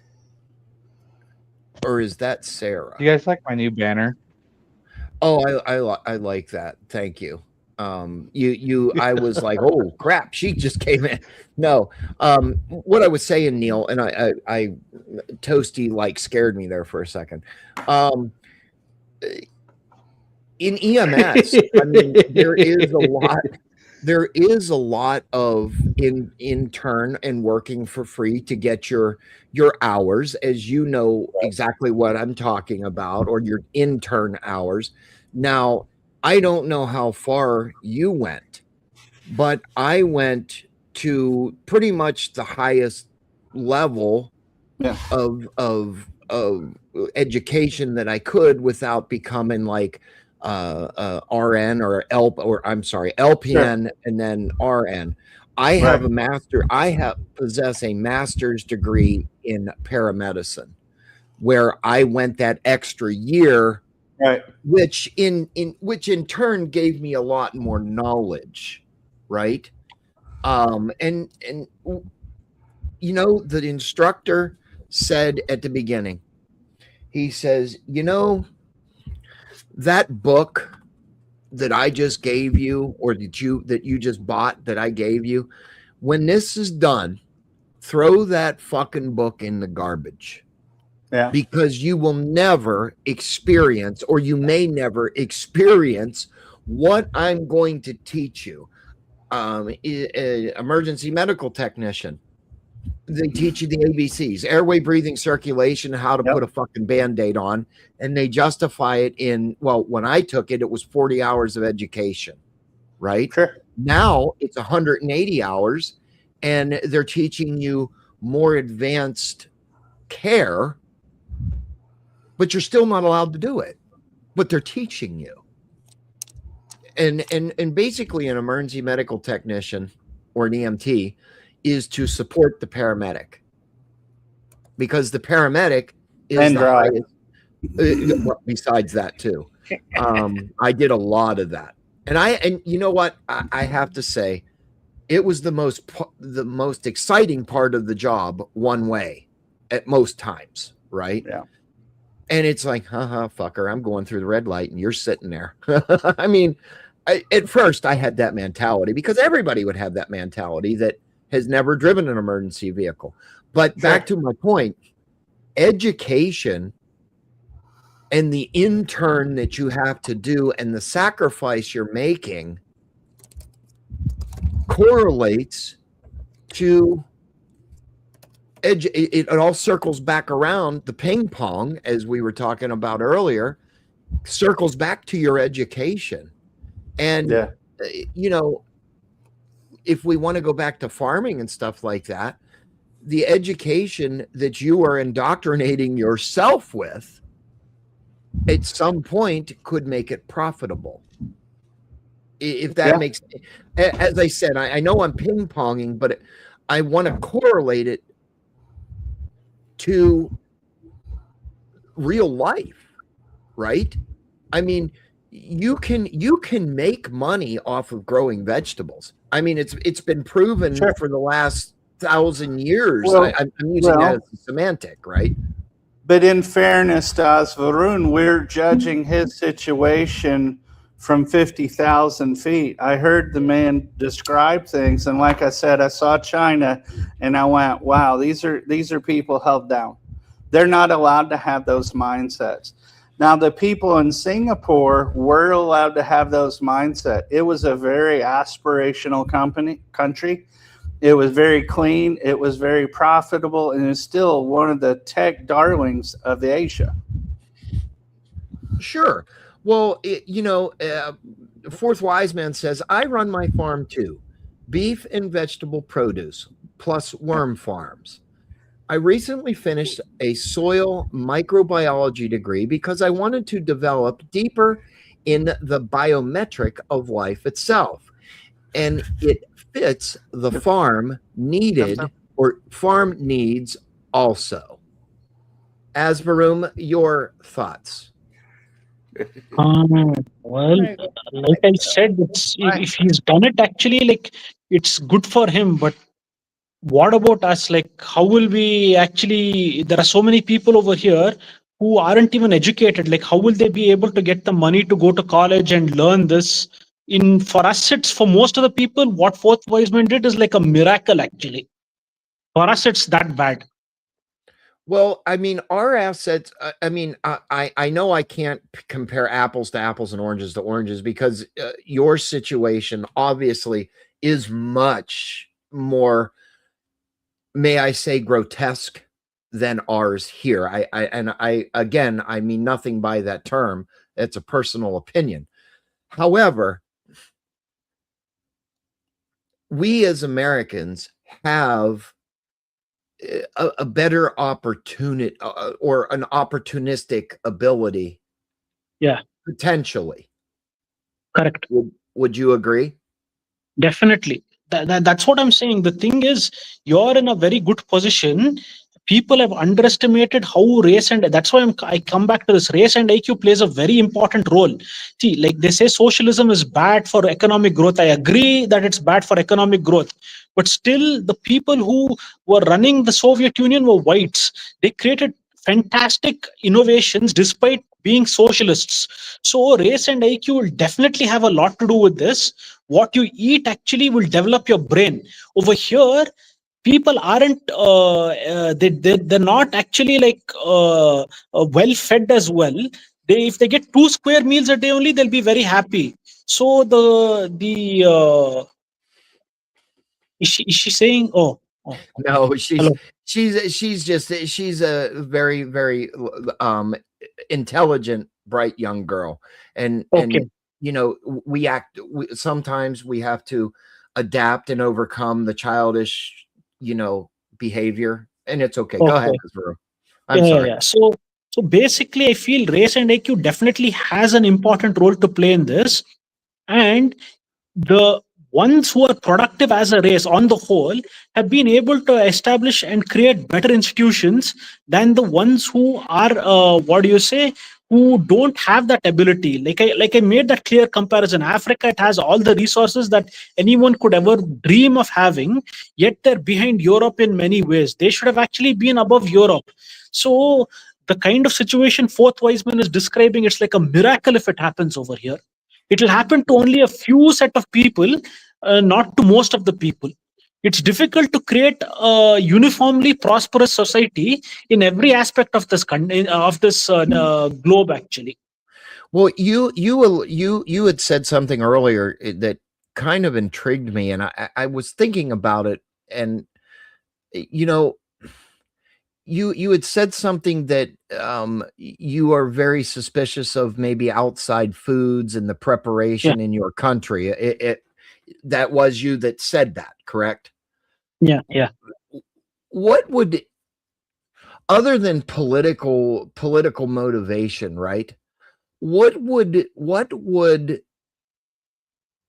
or why would your culture want to poison the fruit? And what benefit, what actual benefit would it have to poison the fruit or poison the food, other than maybe a political motivation or a political motive? I told you, right? The Indians, they've become blinded today by money, sex, and power, and they'll do anything for that. So they're so blinded and they're so greedy by it, they have failed to take into consideration the long-term effects of what they're doing. It is a failed society, actually, India today. You should go and see a person called Jayant Bhandari, JAYANTBANDARI. That's his name on India. He does an excellent expose. He excellently exposes all the shortcomings of the nation, how it's a failed state, everything. He's given it clearly, and why he got disgusted with the country and left to the US. So please go and see his videos, Jayant Bhandari, and see what all he's given about how India as a society operates, how it's a failed society, how corruption has seeped into every sector of the country, and you'll get a very good understanding of Indian society if you see his videos. So I don't mind. I don't mind doing that, because I'm actually very interested. Just given my Hindi friends or Indian friends, I know there are many different cultures of Indian, I apologize, I don't know how to describe it intelligently, but I know there is a very big shift. And they've described it in no uncertain terms, right? That every political term is a complete and total ass backwards, it's going in reverse instead of moving forward to new ideas. I that's what I take from it.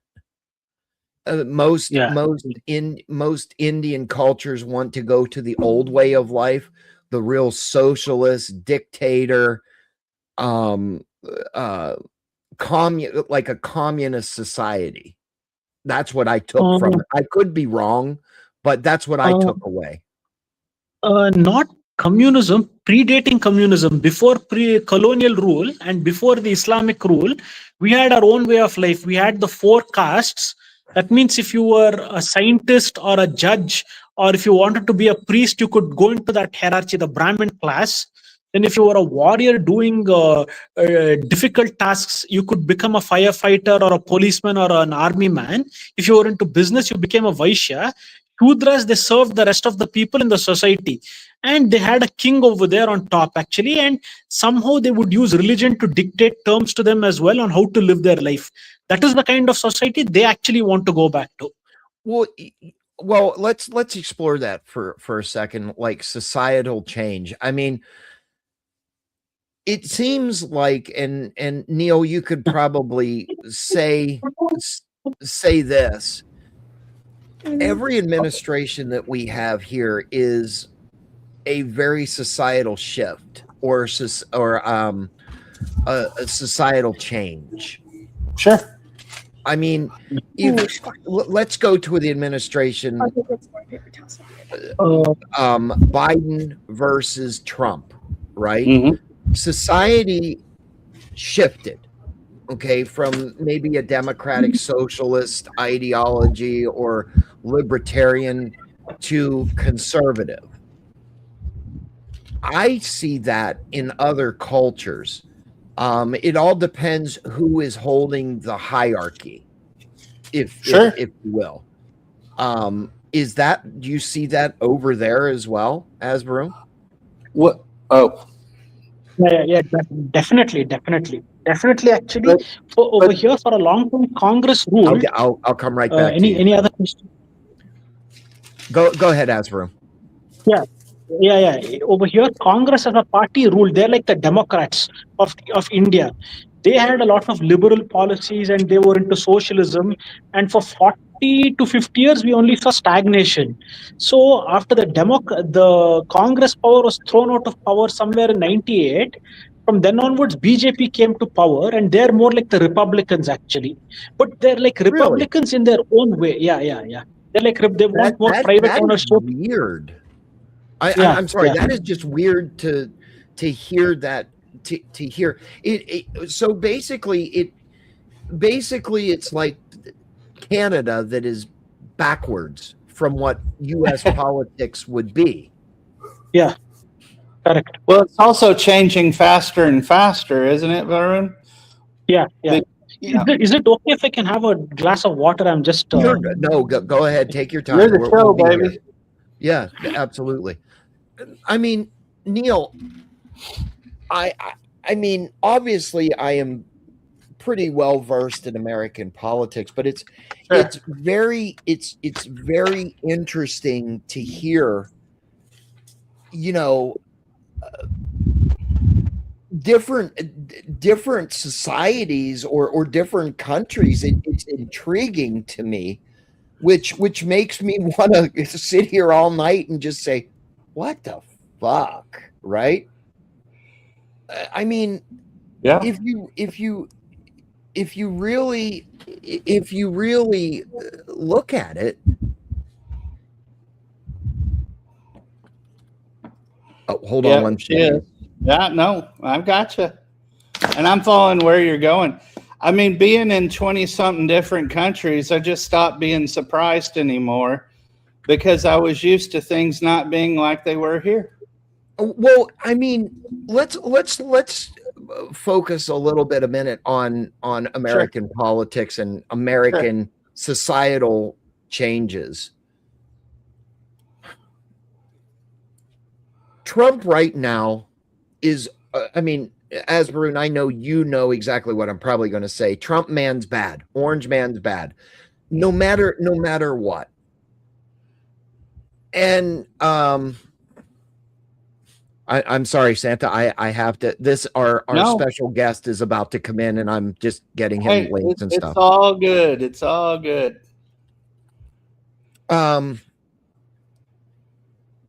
Yeah, I'm sorry. I completely lost it. You're all discombobulated. I got it. Right. This goes to my newfound home of America Rising Media. So I'm like completely mind blown and mind fucked right now. Anyway, well,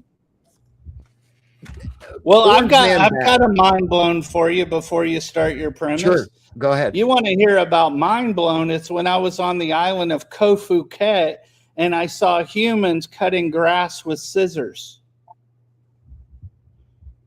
Really?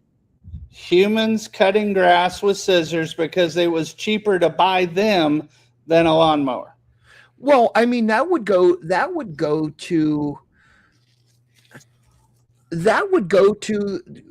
the whole premise of orange man spending money, left man spending money, but he's supposedly or societally saying they're not. I mean, do you understand my semantic or my ping pong there? I don't yet. I'm trying to follow. I'm sorry. So Trump right now is spending $2 billion a day to support Israel, right? But Joe Biden left billions and trillions of dollars of militaria in a place that it would have cost less, or it didn't cost anything to leave it there. But why would you want to give militaria to a country? I'm being Why would you leave billions and trillions of dollars of militaria to a country that's going to use it against you? Some might not think it was an accident. I would think it may not be an That's accident. that's a big foobar. Well, a foobar is an understatement. I mean, and nobody was fired. Oh yeah, that's true. That's true.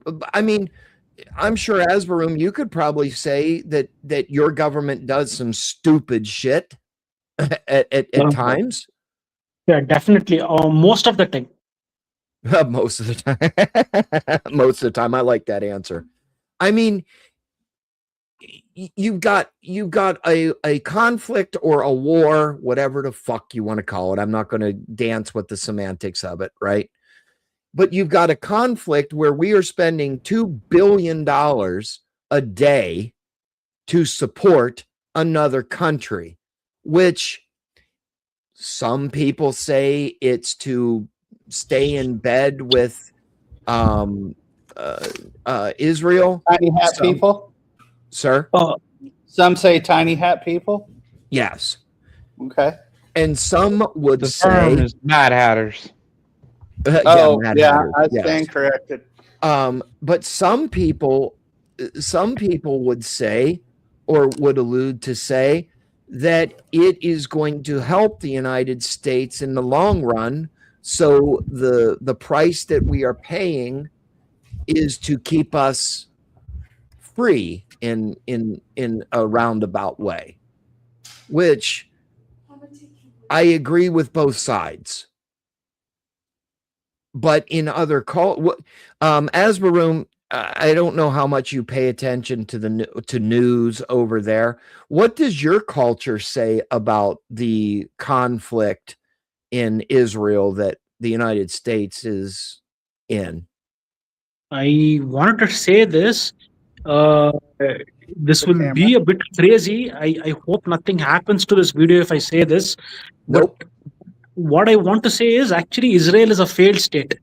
Because what they've done is they've blown all their money on warfare.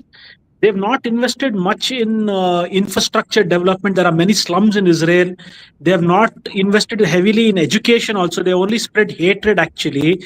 So it's like a dump Israel. It's only hype to some extent. So what's happened is that there are ultra orthodox Jews. They're forbidden from learning math, science, medicine. They're forbidden from doing anything except for reading the Torah and becoming like priests. So basically, even if you're injured in Israel as a soldier, getting good medical facilities is very difficult. So you have PTSD and you are taught to hate and you've been fighting wars that are useless. So what's the point in living actually? Like Israel is a completely failed state and Benjamin Netanyahu can't even hide that fact anymore. He's been fighting wars for so long that the country is toast in the inside actually. Many Israelis are leaving Israel because they themselves find it hopeless to live in a country that's always engaged in some kind of a conflict or the other.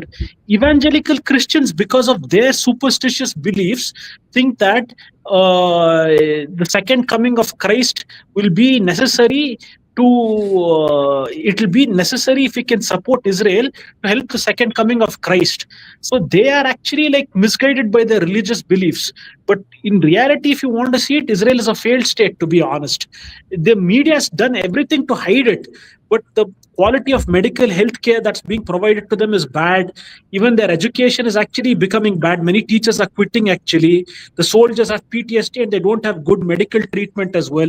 Benjamin Netanyahu has not invested properly even in infrastructure, only in developing a war machine that's ruined his country, to be honest. It's not doing well actually. They say Israel is doing well, it's a tech hub and whatnot. It's actually a cover up actually. It's sugarcoating the truth. Well, I mean, we all know, we truthfully all know that the truth has its own versions.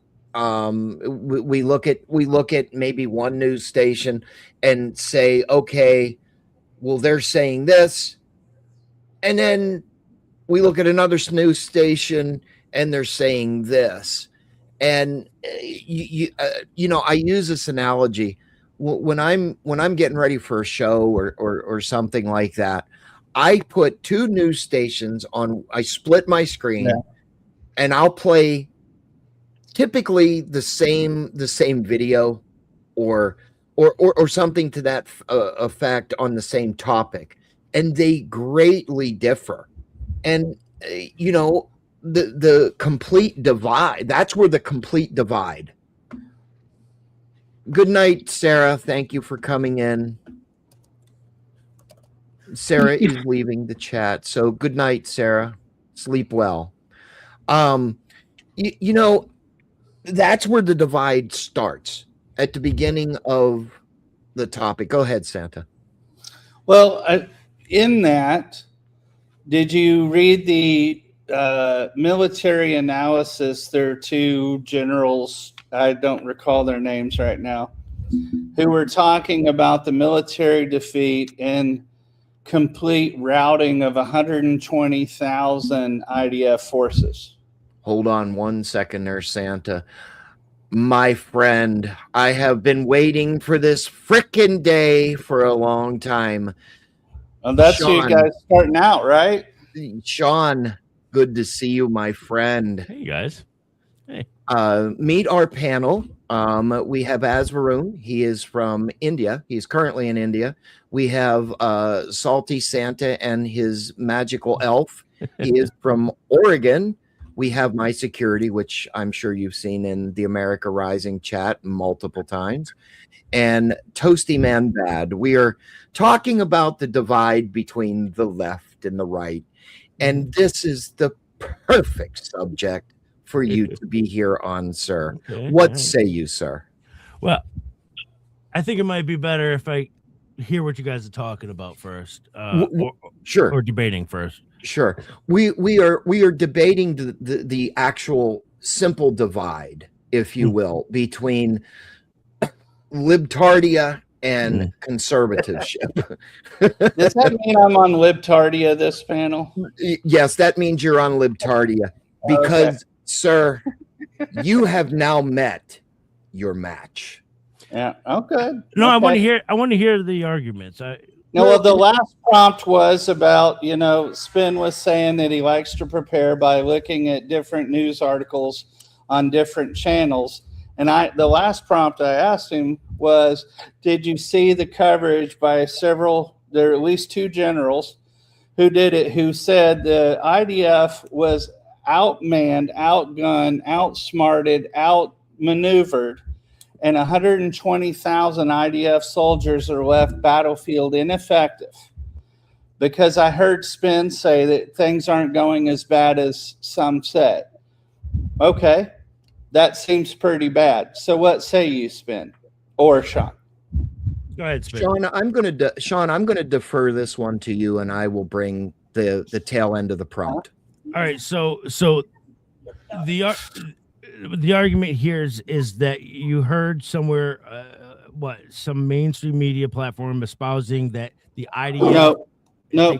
What? These are different generals I've followed over the years that also happen to have YouTube channels.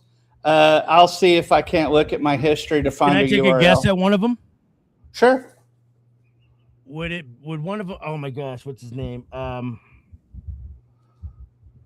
Oh shit! He wasn't a SEAL. Either one of them. No, his name is escaping me all of a sudden. All right. There's one I used to follow. Okay, so do you take their word for it? No, that's why I listened to several of them. Well, bravo for that. I was an operations specialist in the first Gulf War, so this was my job. Okay. And so thank you as well. No, I mean, you hear a voice, it's an opinion. You hear a lot of voices, you have a mob. There are things that you can test against it. I just hadn't. I was only against the assertion that things aren't going as bad as they thought. And then I asked, have you heard of this? I'm not asserting that things are going poorly. but 120,000 seems like an awful lot out of the IDF, and I assume they would be closer to Beirut. I think there's a lot of I think there's a lot of propaganda out there, and I listen, Sure. especially when it comes to military. All right, so if there's one thing that I'm a firm believer in, that there's FBI. Kash Patel the other day, I'm sorry, it was Bongino confirmed the other day that there was 2 different FBIs. You got your FBI that are freedom loving, patriotic. They went in there with intentions to do the right thing, and then you got your deep entrenched in your fortified and entrenched, your bad actors, if you will, that are either self-serving or they're serving some other agenda, right? You got the Comey book, which was titled The Higher Loyalty, which I find interesting. You know, who is that higher loyalty? Read that book. Are you familiar with Sidney Powell? I read her book. It sounds familiar but vague to me. I'm sorry. Yeah, so I was once a registered Democrat as well. I don't like to associate with any of that stuff. Right, left, binary paradigm, right? They only give you 2 options. Nah, I'm not messing around with that. I'm going to be me, pro-American, period. You know what I mean? There's going to be corruption on all sides. Now, why I become a Trump supporter is because he strikes me as the bull in the china shop that is disrupting what I definitely see as a globalist agenda to destabilize America from within, using infiltration because they don't want to.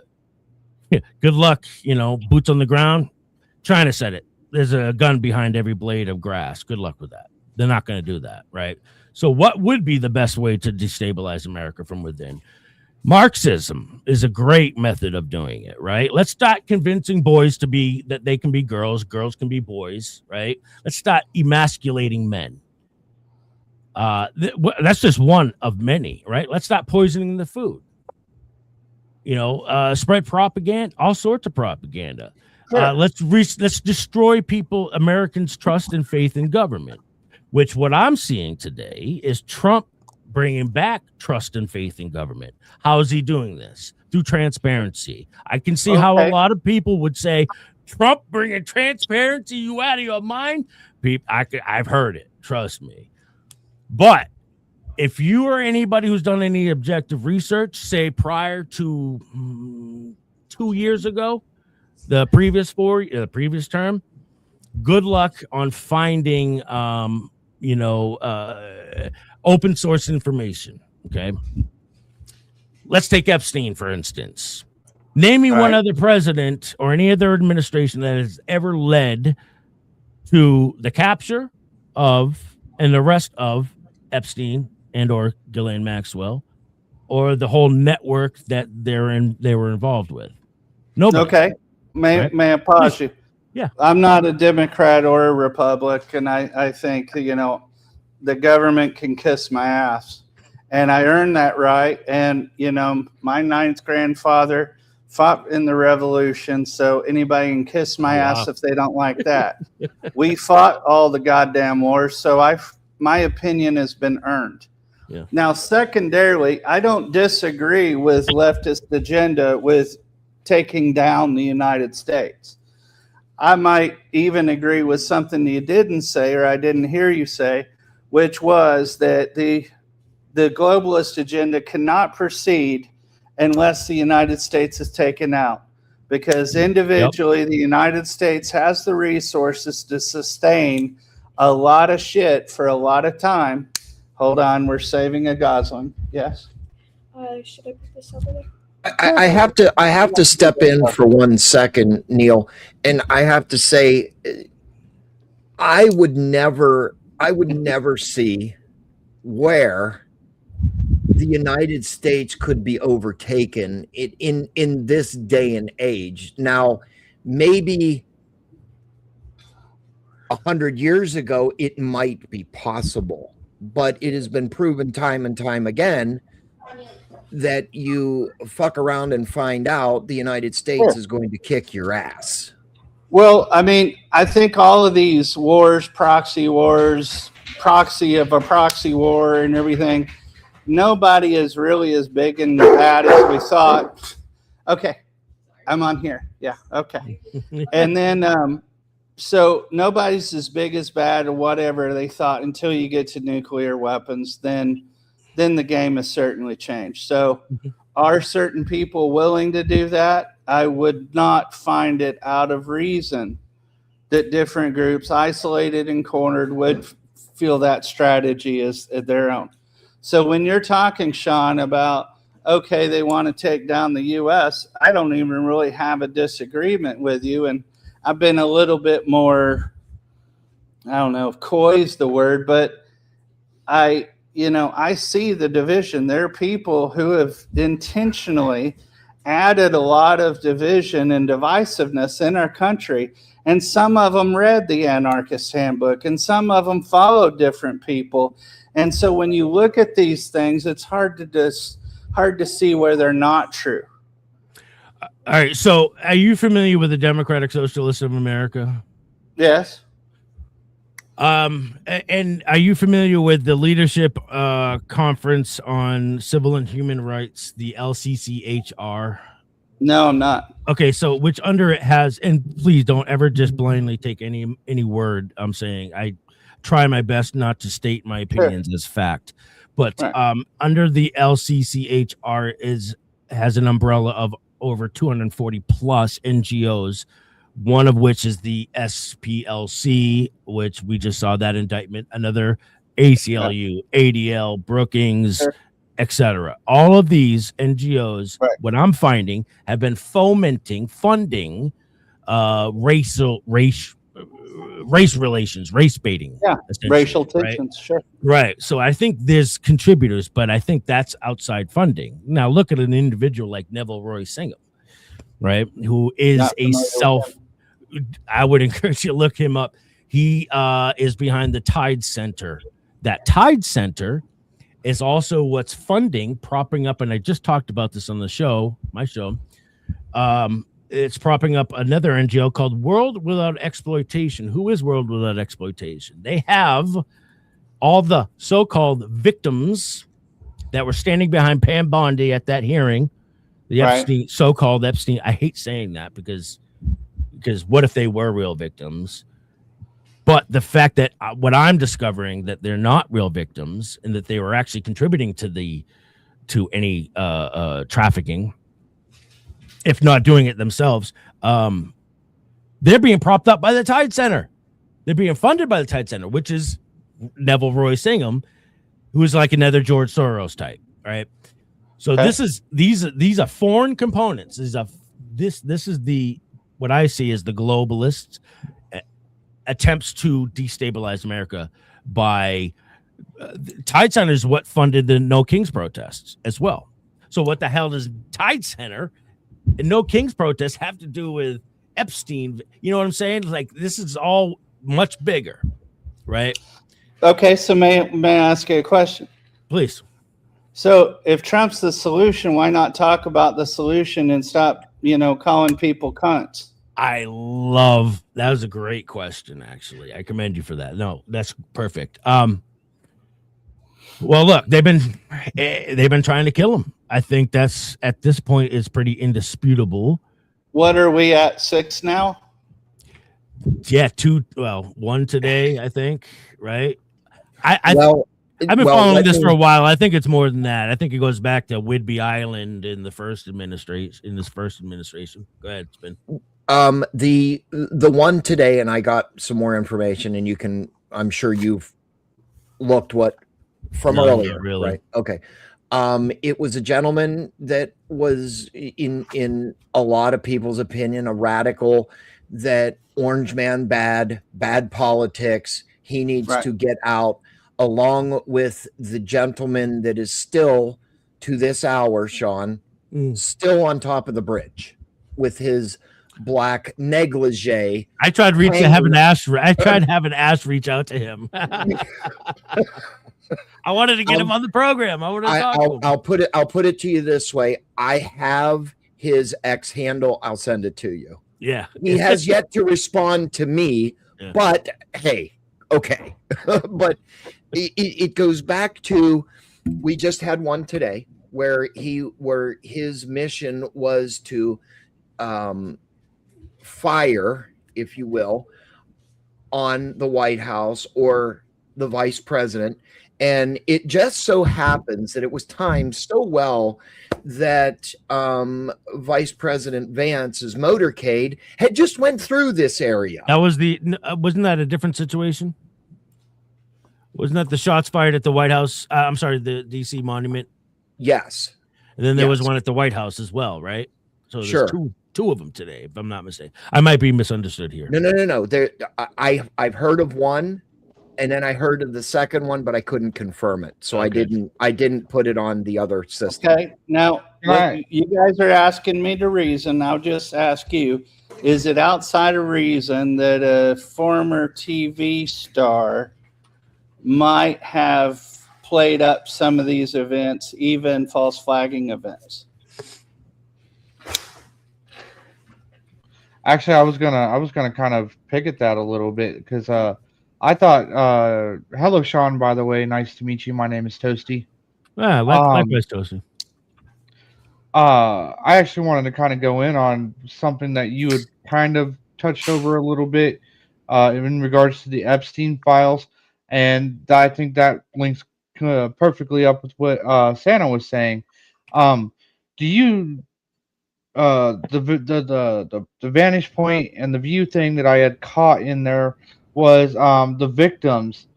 What do you guys think the odds are of the victims themselves being actors? That I thought that I thought that was such a interesting point of view, and I wanted to go in on that a little bit with you, Sean. Why do you think that they might be actors?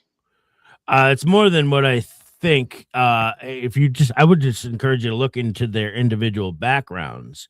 One of them, Liz Stein. See if I can recollect her past. Let me start by saying this. What I found interesting, this is what I was just talking about on my show, was regarding Epstein.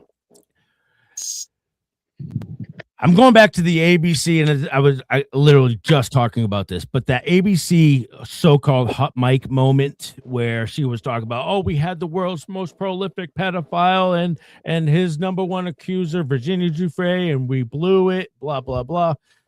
I'm looking back at that now, and I'm like, holy crap. I think this was all propaganda. This was all a show or something, because if you actually go back through Epstein himself, his cases, there's one case, okay? One case where you could, I guess, call him a pedophile, okay? And that one case goes back to the late 90s. One charge, that's it. He did time, or so-called time. That's where he got the so-called sweetheart deal. Camp Cupcake. Yeah, he was, it was with a 16-year-old. He was in his early 30s, almost 30 or something, relatively young, but he was double her age. Am I saying I agree with this? No, not even a little bit. However, in the state of New Mexico, do you guys know what the age of consent is? I don't know. It is in New Mexico. It's 16. It's 16. Okay. Her mother is the one who made the claim against Jeffrey Epstein. That is the title, okay? That is what has stuck with him as being deemed the world's most prolific pedophile. What are you talking about? He's never been charged. Well, Sean, he was about to be charged until Epstein didn't kill himself. Well, Right. isn't that convenient? So my Right. point is the overall point all I'm saying here is what that tells me is that this Epstein thing isn't what I initially thought it was. And by saying this, I'm just showing people that, look, I don't stay married to a narrative, right? Sure. The part of getting red pilled, if you believe in the notion of being red pilled, and I respect if some people don't, okay? Which I do. If you do, and I was just discussing this as well, what you've done is you've realized everything's bullshit. as Salty Santa has realized, right? And I totally respect this. This is something that a lot of people don't think of with vets getting red pilled. They have to come to terms with they just watched a lot of their friends, Right. fellow vets die for reasons they shouldn't have died for. So we need to have more empathy when it comes to vets. This is why I will always respect what our vets. Now, with that said, when we realize that we're with getting red pilled, the notion of it, what you've done, you realize everything's bullshit. So what you've done is you created a void, right? An emptiness. But we haven't filled the answers. We haven't filled that void with answers yet. Sometimes, a lot of times, we will subconsciously fill it with what we think are the answers. Epstein, this was a big trafficking operation that was trafficking children, satanic ritual abuse. Well, what happens when you see information that challenges that? Do you dig your heels in further, or it's break? I'm gonna go real quick, and then yeah. I'll kick it over to you, Santa. Do you think Donald Trump is in on it? In on what? Do you think he's also playing the actor of the bad guy? Nope. Do you think there's a collaboration between him and the Democrat Party, because he used to previously be a Democrat? I think it's irrelevant. Okay. That's Go just ahead, my Santa. opinion. We're going to go to Santa, and then we'll go to Azvaroom. Go ahead, Santa. So again, having read intelligence, I, from reliable sources, I found that the most reliable thing that I could do to find out information about the area that I was at, and this was at that time, not saying it's this time any longer, was the BBC gave me better information than I would listen to American broadcast. And this was 90. This was the first Gulf War. So I'm not even suggesting that that's still true. Now, what that teaches me is, okay, I like the red pill, blue pill, blah, blah, blah. But even if someone's hearing you on these allegations and says, that's sounds more true than false, does that inoculate, I don't want to say your side, I don't know how to say it otherwise though, Okay. those of your perspective from being just as full of shit? Because you're revealing new information and everything you're saying could be true. And then there's still forces that could be acting on the conservative side that are doing just as much. I mean, I was born in 70, raised by a hippie. The ELF kind of stuff sticks in my head. These early counter-revolutionary movements. And so I think sometimes life ain't so simple. Now, what is the conservative side doing to maintain its own perspectives? I'm not saying Trump's evil. I'm not trying to say he's good. Everything you're saying is true. I'm like, yeah, this is counterinsurgency. This is misinformation, disinformation with false flags. What do we do then? Because we live in, if you want my opinion, we live in a totally different day and age. We don't live in what's going on today. I don't think, if you wanted to reference history, then you might have to go back a little bit further in the way I see it. If I were to apply it to today, like wars or the notion of false flags, which I totally believe in, by the way. Well, I'm for any war where all the senators and congressmen's kids go first. So, all right, the military operations that I'm seeing going on today, I don't personally see as your typical war. What I see it as is the war to end all wars. Some do.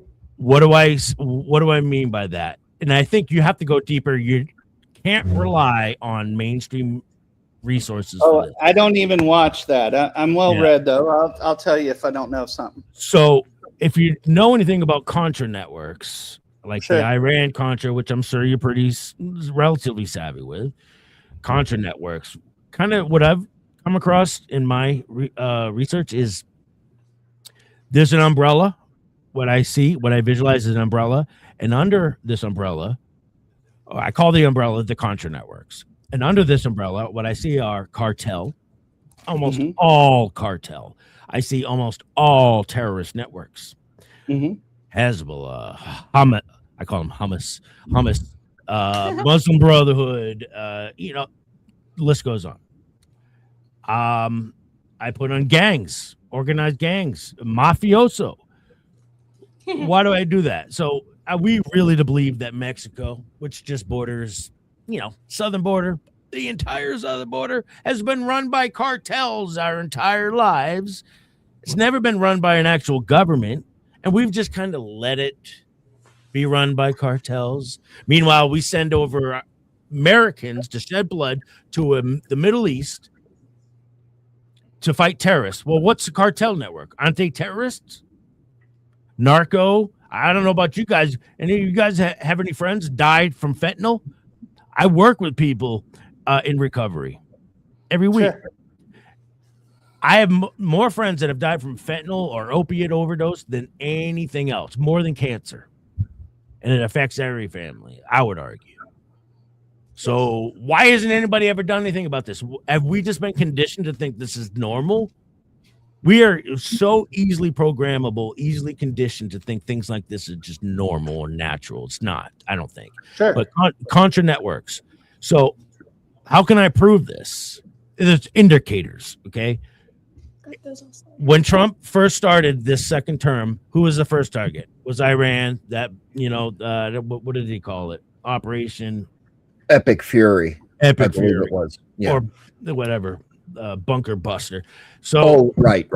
And then he went from that to took out Maduro.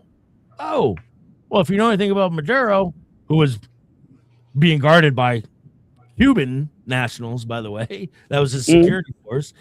Well, what's Cuba? Communist country, right?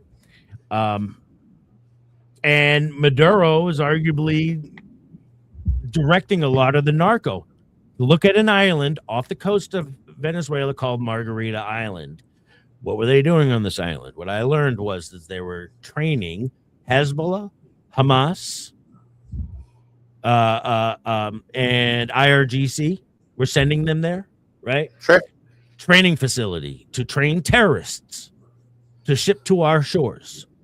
And then now think about all the boats that are being Israel Mossad. It's not true. It's not true. What? From Israel and Mossad, because this war doesn't benefit anyone but Israel. That's what it just comes down to. I mean, that's an all right opinion. I don't know if I would state that really an opinion. Yes, who wants this war? No one, except for the small hats. Small hats want the war. It's just simple. Again, that's a nice opinion, but it's not an opinion. It's a fact. It's a fact. It's a fact. There's nothing to do about it. That's subjective. How can you say subjective? Yeah, fooling anyone. Do you know the difference between an opinion and a fact? Yes, I do. It's just like primary school. Everyone knows that difference. So I'm assuming you don't know anything about Contra networks. Keep it simple. Keep it simple. Okay. Everyone knows. No one's a boomer anymore. Only boomers don't know. They think that they make up these stupid stories. Now look at the Twitter and other stuff. More opinions. Yeah, it's just the small hats. It's just the small hats. It's just the small hats? Yeah, it's the small hats. You don't think that's intellectually lazy or simple-minded? No, it's not simple-minded. This Bibi wants it, and that's what it is. How does it benefit America? Because America, it has a lot of other expenses it has to deal with. I just went through a whole list of how it benefits America. Heroin is non-existent. Fentanyl, which crushing the fentanyl epidemic right now. How do I know this? Because I see it every week. I talk to people every week on this. But I'm still not even going to state that as fact, because that is my opinion. If we want to be Israel accurate, is let's the be number one accurate. sponsor of terrorism. It's not Iran. Iran is, Iran fought ISIS. They fought Al Nusra. They fought the White Helmets. Are you sure they didn't provide ISIS? Are you sure they didn't provide Hezbollah or Hamas? ISIS attacked Israel and then they apologized to Israel. I mean, you can't hide this stuff. All the boomers, they keep spreading CNN and Fox Well, News first of all, I'm not a propaganda. boomer. I'm not a boomer, but You're. So I don't know what you. I'm just an American. I'm a freedom loving That is just American. an I try to be as objective as possible, but can we stick to current times right now? Like right now, like what makes you think that Iran? It's pronounced Iran. I'm gonna call it Iran. Yeah, you can call it whatever you want. If you're gonna call it Iran, then I'm not gonna talk to. All right, let me ask you a question. Do you think there's a difference between Do you think there's a difference? Pronounce the name correctly. It's Iran. Did you say small hat like me? I'm Syrian, right? Where'd he go? He rage quit. That's what we call rage quitting. Oh. Sean. What I would ask him is, does he know the difference between the Iranian military and the IRGC? Does he know who's funding the IRGC? Does he know that the current Khomeini is actually living in the city of London, known as Billionaires Row? I knew, Sean, I knew where you were going with that, my friend, but we now have 1 versus 0. Can we bring more? I want more of that. Oh yes. Asbaroom, you have been waiting. Yeah. Go ahead. Asbaroom, please take the floor. No. I needed to go right now. I have some work. Yeah. So I'll catch up next time when I come. Thank you for having me on your show, Spin City. No problem, Asbaroom. Thank you. It's very good to see you. And many blessings to your family, sir. Yeah, thank you. Yeah, you're welcome. Would anybody like to come up here and debate Sean and I? Yeah, I just heard Sean lay out why other than Orange Man were bad. And that's fine. That's the point. and Sean and I pretty much align in the same category. And I needed to give Sean and dumbass a speed date for a second because I knew exactly what was going to happen, and it's funny. So, Salty Santa, this is your challenge. Okay. Bring a topic, and Sean and I are going to debate you. I much prefer the respectable version, by the way. And Salty Santa, I commend you for your approach. You seem a lot more objective, which I would much prefer objectivity than subjectivity, which that guy was just subjective. Is that your opinion, objectively or subjectively? That's my preference. Okay, well, your preference is denied, sir. No, joking. A lot to learn. Santa, what? What now? I said Sean's got a lot to learn. Oh Lord! Oh. Thanks for putting that on me. Yeah, well, sir, we are either going to school you or we're going to rage quit. Well, that's Santa, cool. Go ahead, sir. Well, I think it's fair to say where I come from. Oh, we know where you come from. Oregon. Okay, yeah. Well, yeah, I live in Oregon. That's true. I'm sorry. And, I've taken those tests, whether you're left or right or libertarian or whatever. My little sub thing says a Taoist workman approved. A Taoist. So everybody likes to go, oh, that's like Buddhist. Not really. And so I don't have a side. you know, I have an opinion. I think about these people who go into war, or people on both sides who think that war's a solution when they don't have the cost. I mean, it's no different than NIMBY. It's no different than fucking Greenpeace saying we shouldn't have, you know, nuclear power, and then the fucking world is saying we've got to do carbon at the same time, so the poorest people are the only ones fucking shafted. All I'm saying is that both sides have some pretty shitty ideas. So do you see that? Sorry, Spin, go ahead. Nope, Sean, you go first. All right, so now when I look back at this whole carbon thing, when I hear this, I'm like, holy crap, they just want to tax us breathing, right? Yeah. So what I see, this is again, I'm espousing what I see. So homeboy can espouse tiny hat all he wants, but listen, I do on occasion, you know. If you can reconcile, or if you can acknowledge that there's an agenda out there to enslave humanity, okay, and whatever method they want to impose this communism, which I think we all agree communism is essentially an economic means of enslavement, or not enslavement, but it's an economic ideology, right? Economic ideology. Yeah. Right. And so then Marxist, you got the social Marxism, right? Right. So if you can acknowledge, in my opinion, if you can acknowledge that those basic core tenets are being used on America currently, right now, to destabilize America so that they can implement their one world everything.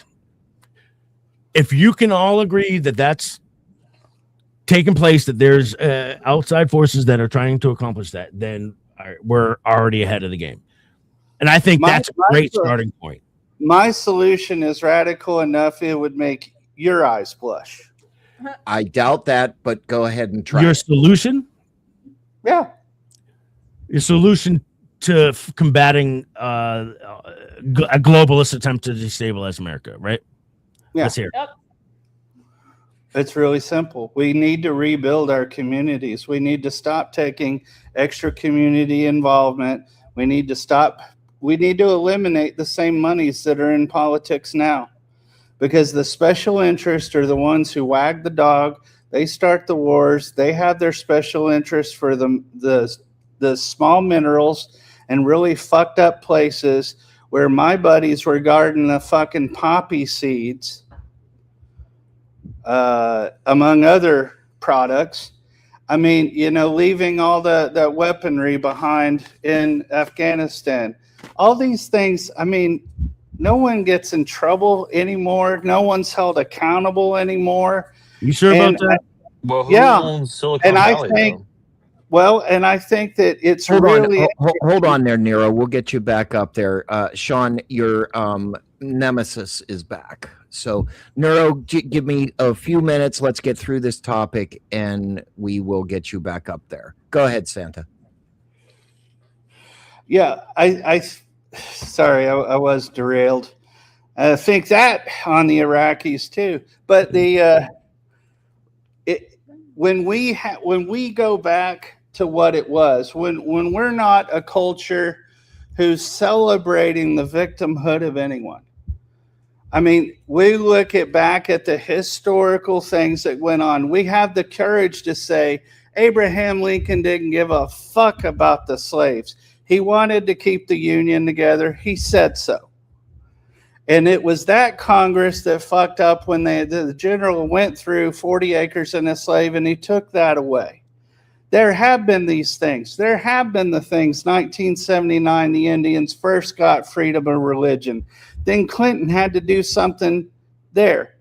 But at some point, we need to stop having this reparations talk. We need to stop having this, you know, whatever. If you don't fucking like it, you're free to leave. And my bloodline, it being Cherokee, has every fucking right to say that. And my service and my family's service has earned the right to say that. It's only an opinion, but nobody gets to take it away because they're in the hardship Olympics or something. I'm tired of that shit. And when but what would be your thought on, I mean, given your heritage and your Cherokee, right? what are your thoughts on the premise of stolen land? Are we Don't trust on Whitey. stolen land? Don't trust Whitey. Now, I'll be honest.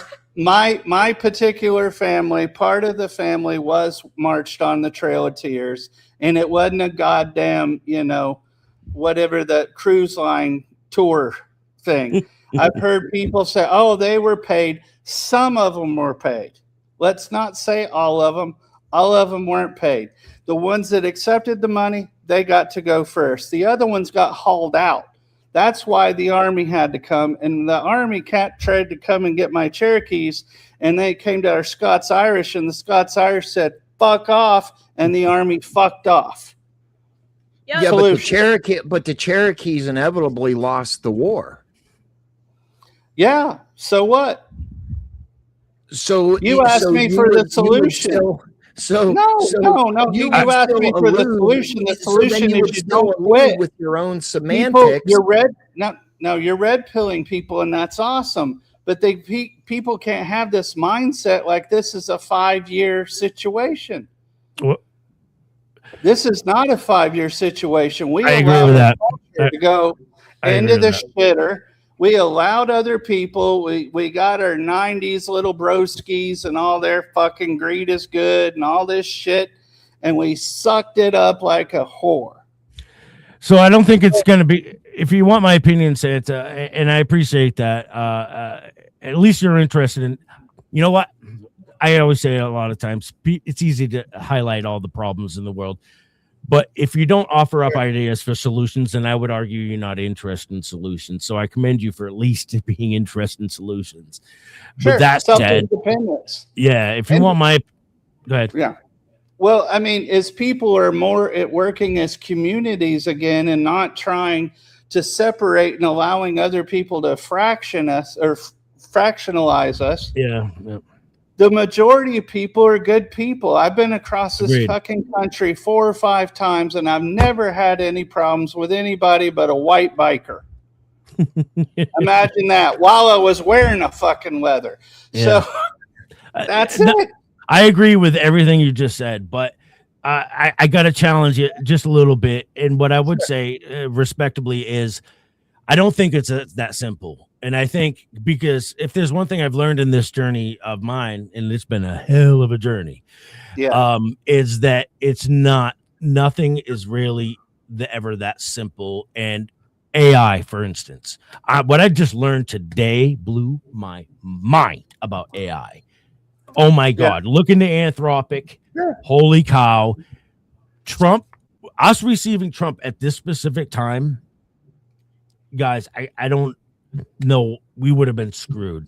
I mean, royally screwed. Anthropic. So, yeah, go ahead. I'm sorry. Go I'm ahead. sorry. Just to reply back, I would counter what you said, and that isn't the solution. The French didn't hold on throughout the German, overtaking and fucking their country over and over again with specific stuff. People need to have a general ethos. They need, just going back to where we're not skull fucking each other is progress. All right. And we don't allow. So you said, well, these Marxists are coming in. Okay, whoop their ass. Well, they're trying to get the children. This is why institutions like Turning Point USA has been integral, because that's been the only institution that's been effectively combating the indoctrination of our youth. But I would argue, if you really want to understand the 40,000-foot view of the best, you got to understand all 3 sides of the triangle. What are all 3 sides of the triangle? In my opinion, the way I see it, the power structures, okay, the economy. Who is at the vertices? You got DC bottom. You got the Vatican. Well, DC is the military. Okay. So why do we police the world? Because we do. They've used us to police the world. I love you, and I agree. I was teaching my kids that 20 years ago. Yep. And then you're going to red kill me.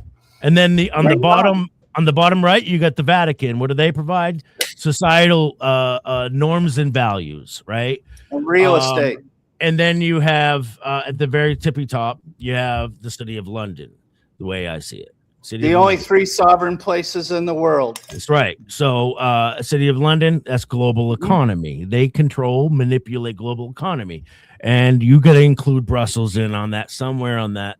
Sure. But and so when I have been digging into the City of London, their influence with the IRGC, okay, Right. which not to be confused with the Iranian military or Iranian army or anything like that, because it's totally separate.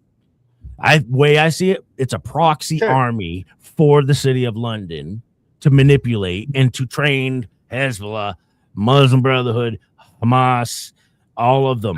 I'm totally with you. We don't even have the disagreement yet because these privately funded armies have been causing the fucking trouble since the 1700s. Yes, yes. So hit me with some new stuff. So I don't. Well, it's not just about you and I, because again, it's always about those watching. That's my target. That's who I want to affect. That's who I want to help understand the bigger picture more, because that is my solution. And I think that's one of Trump's solutions too, is more education. Give them enough rope to hang themselves. There's so many groups and subgroups of MAGA, of even the left. At some point, we got to be able to bring everybody together. Now, how can we do that without conducting a 9/11 style event? Because that was the last time I ever saw this country really united. I agree. I rode across the country from San Diego to New York and actually was given a direct, walkthrough with the chief of Rescue One, who was falling apart right with us, going, never forget, never forget. So I never forgot. I assure you, my dreams never fucking forgot.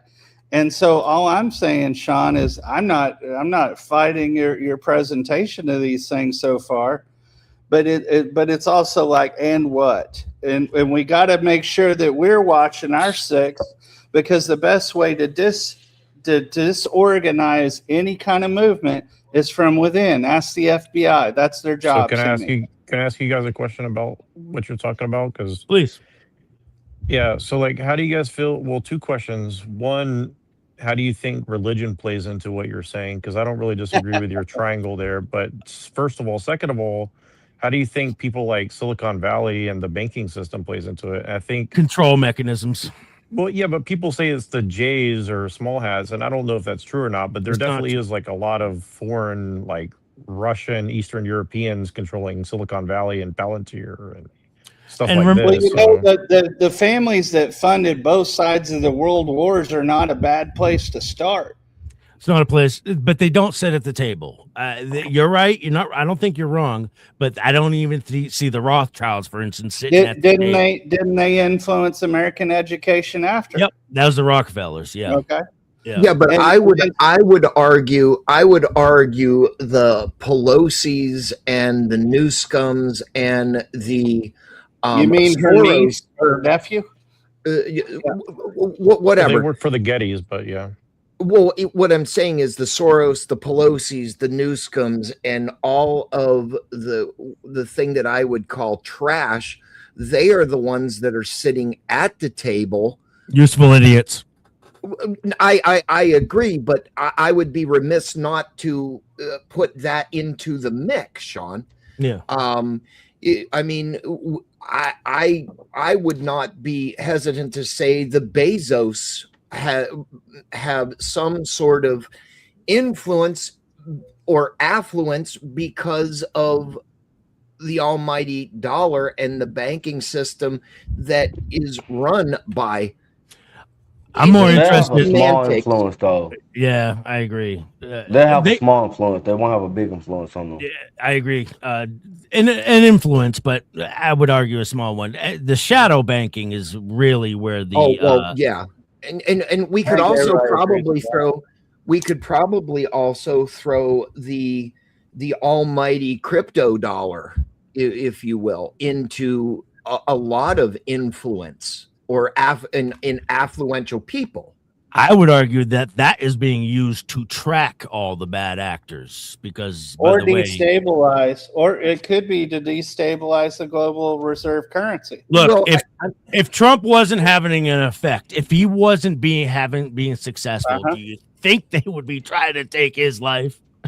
Well, I mean, I would be remiss to say that possibly some of the assassination attempts could be a direct contributor to the Look at all the presidents that have been assassinated and everything that they tried to accomplish. And Sean, that's where I was going with it.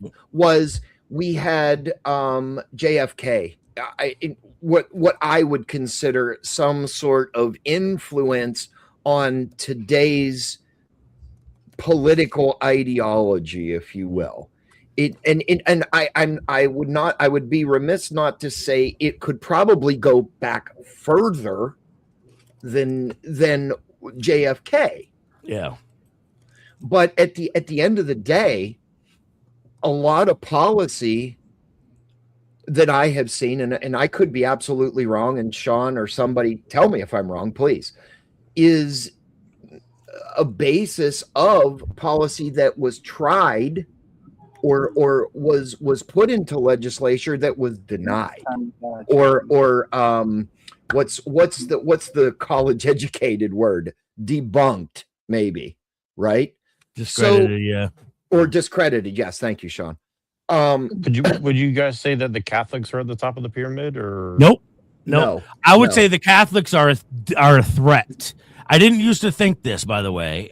This is a newly developed hypothesis because I learned that Barry Soetoro, cough cough, Obama needed the Catholic vote in order to become president. Now they steal elections. I get it. Okay. But you still needed to sell it policy to 20%, at least 20% of the Catholics. What does that mean? That means you needed 20% of the principled vote. What is the principle? If you recall, Obama, before he ran for president, was against abortion, was against gay marriages. Why? Because he had to sell it to the Catholics, right?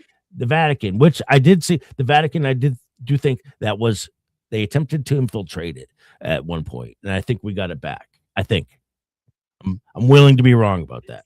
Of course. Yeah, I would say affluentially. But well, just really quick, the Catholics wrote like the New Deal, though. Like I would argue that since the time of Lincoln, the Catholics were trying to take over the United States, and so has the British. So like basically, the British and the Catholics have been trying to f America over since the beginning, pretty much. As far as I think they tried to infiltrate the British. Okay, so we're talking all three sides of the triangle, right? You just mentioned it: British, Vatican, and then America. They wanted to ultimately take America, which I would argue we haven't been living under our Constitution our entire lives and longer, at least 100 years. I go back to the late 1800s, 1870s ish. And I think I would go a little further, more in reverse than that. Well, just for argument's sake, sure. And if you get into law, real law, the concept of law, what it really means, what real law is, not policy, not rules and codes, not all that nonsense. When you understand that concept, the basic tenets of law, then you realize real quick that we don't live in any semblance of law. Everything is all contract based now. Everything, which is maritime. So who do you think is setting up? So you're saying that like most of the Islam T-word people are kind of like set up by the city of London. Yeah. And but who's writing all the laws to bring endless immigration into the West? Like, is it white people or Christians? It ain't just the West. Catholics, well, or? Yeah. Well, they're doing it to the EU, Europe. Look, they're allowing it to happen there. And look, Ireland's even being taken over. It's incredible. There are more foreign-born politicians in Ireland than there are actual Irish. That's not an accident. But if it's the British doing it, why are they doing it to their It's own a place? it's example? a globalist policy. I think you would have to go back to the Agenda 20. What was it? Agenda 20. I don't even remember what it was called. But who was the woman? The reconciliation to stop the troubles. No, there was Agenda 2030, maybe 20. Well, You're right. It was Agenda 2030, Sean. Yeah. There was a woman. Depopulation. There was a woman who was in California. I think she worked for the state government, California government. And she was a whistleblower that really talked about this agenda. And she started laying out exactly all the methods with which you're achieving all of this and being successful at the time. I think she passed away. She really platinum blonde hair, if I remember correctly, and it had a funny name. But there's so many other ways you can just listen to them themselves say it. Go back during COVID, and you can hear them all talk about it, right? They were on to use immigration for multiple purposes. Mm-hmm. Same with COVID was multiple purposes. Wasn't just one, depopulation. It was also a transfer of wealth, massive transfer of wealth. And not to mention data mining, massive data mining. And like I said, look into Anthropic, you will be shocked.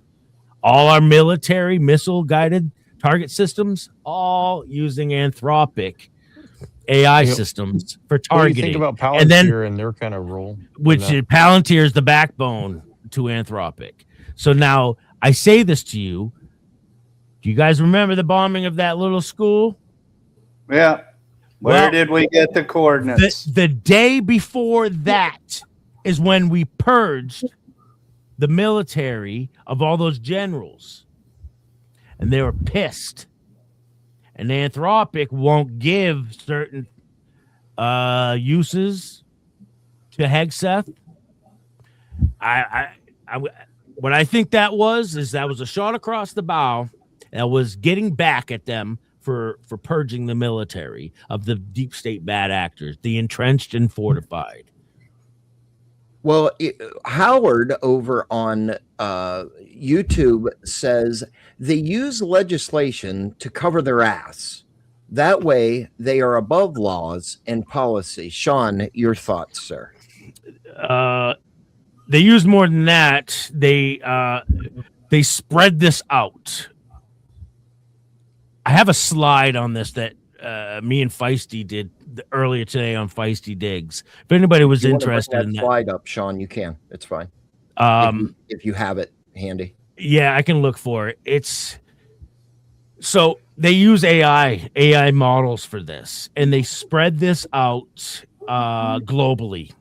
And they use all sorts of networks for this, NGOs, administrative state, but they spread this out into Europe, Africa, even China, and so many other countries. The reason they do this is for plausible deniability. Decentralization as well. Yes. This is what prevents it from. Look at Fauci. Dude's got. Well, I think he thought he got away with it, but we're seeing indicators that all of that whole ship is coming down. Look at the SPLC just being indicted. Look at Fauci's little right-hand man being indicted. Look at Comey. Why are we just getting those three? Wow, I think we're going to see some singing. I think they're going to sing like canaries, all of them, all those three of them. Well, the fourth wise man says. The fourth wise man says that is the playbook 101 in politics. What is plausible deniability? Well, deniability. It was about when they were using legislation to cover as well. Well, let's talk about legislation for a second. And I know Chris or Sean's going to laugh. Let's go back to the old Biden term of I need legislation to close the border. I need legislation to do every fucking thing. And then let's fast forward what a year, and the first one of the first executive orders, the border was fucking closed. why in my purview, why does one administration or regime need a fucking piece of document? They don't. They needed to convince everybody. They needed to convince everybody that they needed that. When really they needed everybody to be dumb. They need us to be stupid and to outsource our thinking. Well, well, my next statement will go exactly along with that. Tribalistic. That's what I was just going to say. Tribalistic. Yep, they need us to do groupthink. But all right, if we're thinking independently, and well, how can we unite if we're also encouraging people to think for themselves and come to their own conclusions? Because as long as you want the same outcome, as long as you want a brighter future for your kids, you don't want to, I don't know, surrender to communism, right? To some elite class that sits up on an ivory tower in friggin' Brussels or whatever the fuck, then you're on the same team as me. That's the way I look at it, right? Well, I'm going to go back to a statement. That's why me and Salty Santa are always going to see eye to eye. Always. Doesn't Sure. matter. Well, let me go back to a statement you said earlier. We are in these times, we are about contractual obligations. So legislation, or my previous statement, why do we need legislation? It's all about documentation. But do you really need a contract or a handshake to do a job? I know I'm ping-ponging a minute, but well, we've been why do I need conditioned a document to close the border? Why do I need a document to? You don't. Can I jump on that one, Sean? Yeah, please. We don't. It's Right. already laid out in the Constitution what the borders are, who's to maintain them. Boom. Right, but why is the highest power in the land, if you will, Sure. just arbitrarily saying, "Oh, well, I want 3 million foreign invaders just to walk into my fucking country, and other than for votes, and I will go down that rabbit hole in a second. Sure. And we're going to give these motherfuckers everything. Me being disabled in a wheelchair, hobbling around, not able to get any type of assistance, but I can have somebody come into my country from mental institutions, from the Trump rhetoric, and I have to say rhetoric because it's what he said. From mental institutions, from prisons, and we're going to hand these motherfuckers everything in the world. And what's the constitutional remedy? Close the fucking border. There's one of the constitutional remedies. And if the president's acting in a manner that's inconsistent with the law, what's the constitutional remedy? Judicial system. But when the judicial, I have to push back on you for just 1 second. Go ahead, please. When the judicial system fails, and obviously we have seen, and I'm sure everybody in here has seen some port or some profit. Then it goes to the Supreme Court, and they're not supposed to fail. And I don't think we've seen them fail. But isn't that the point, though, Sean? Okay. Shouldn't we see all of these systems, all these checks and balances simply fail before our eyes? As Americans, we've never seen this before in our entire lives. Agreed. You know, so in our lives, yeah. How would we know there ever is a problem unless if it's actually shown to us? Yes. All right. I'm so glad you said this. This is what we're watching play out. So people might see this as a bad thing. I don't see it that way. It's not. It's not a bad thing. I It's agree. a great thing. Here's because after the Civil it's War. the transparency of things. It goes back to, like, dare I say, the Q stuff, but it's the fail safes that have to be shown that they failed in order for a military presence or some presence to actually Enough fully must take see. over and show. Yes. Exactly. Yes. Yeah, I but mean, would one say, Sean, this is a Hollywood movie that we have seen in seen in prior life that is being played out to the T, and the speculators being speculators? I'm not. Yeah, anything that requires that much. What are they? Occam's razor. Right? Occam's razor. That's what I was getting to. Yeah. Keep I'd it ask- simple. I'd ask what prior life. This isn't just like a deep state That's within a straw America, man. right? That's a straw man. It's no, like I this- get your semantic. Yes. It's the global Leviathan. I mean, like we were on our last thread of humanity before this thing was going to fully take over. We were never going to be able to take back our country, our world, the way humanity would ever see what we know it as ever again. Yep. We were that close. But I would have to ask the question. Hollywood is and could be a depiction of life. That's predictive programming. Then you got the revelation of the method, where which is a satanic mantra, where they got to tell you their intentions, and whether you pick up on it or not makes no difference. They don't care, right? But you have to. I think again, in order to see the bigger picture, you oftentimes got to think like they do, or again, it doesn't matter whether we believe it or not. Doesn't matter if we believe or disbelieve in something or not. It's irrelevant. It doesn't change anything, right? That was one of the biggest revelations that I had to come to terms with. My belief doesn't matter, right? This is why it's important to be objective and to not just simply blanket accuse somebody of being a tiny hat. You Jews, it's the Jews. Let's blame it on the Jews. Shut the fuck up with that shit, man. It's so simple-minded and idiotic. Gosh. Go ahead, Santa.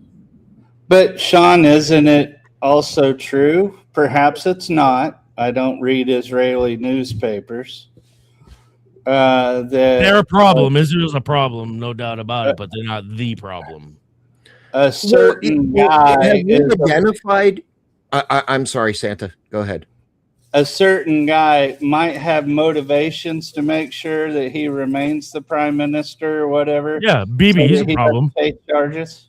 Yeah, he's a problem, but he's not So- the problem. Okay. Yeah, that's just my opinion. Okay. Yeah, but would have we really? I mean, okay, this is gonna this. I know Good, where this do is it, gonna do go. it. But out of water. Fuck. John,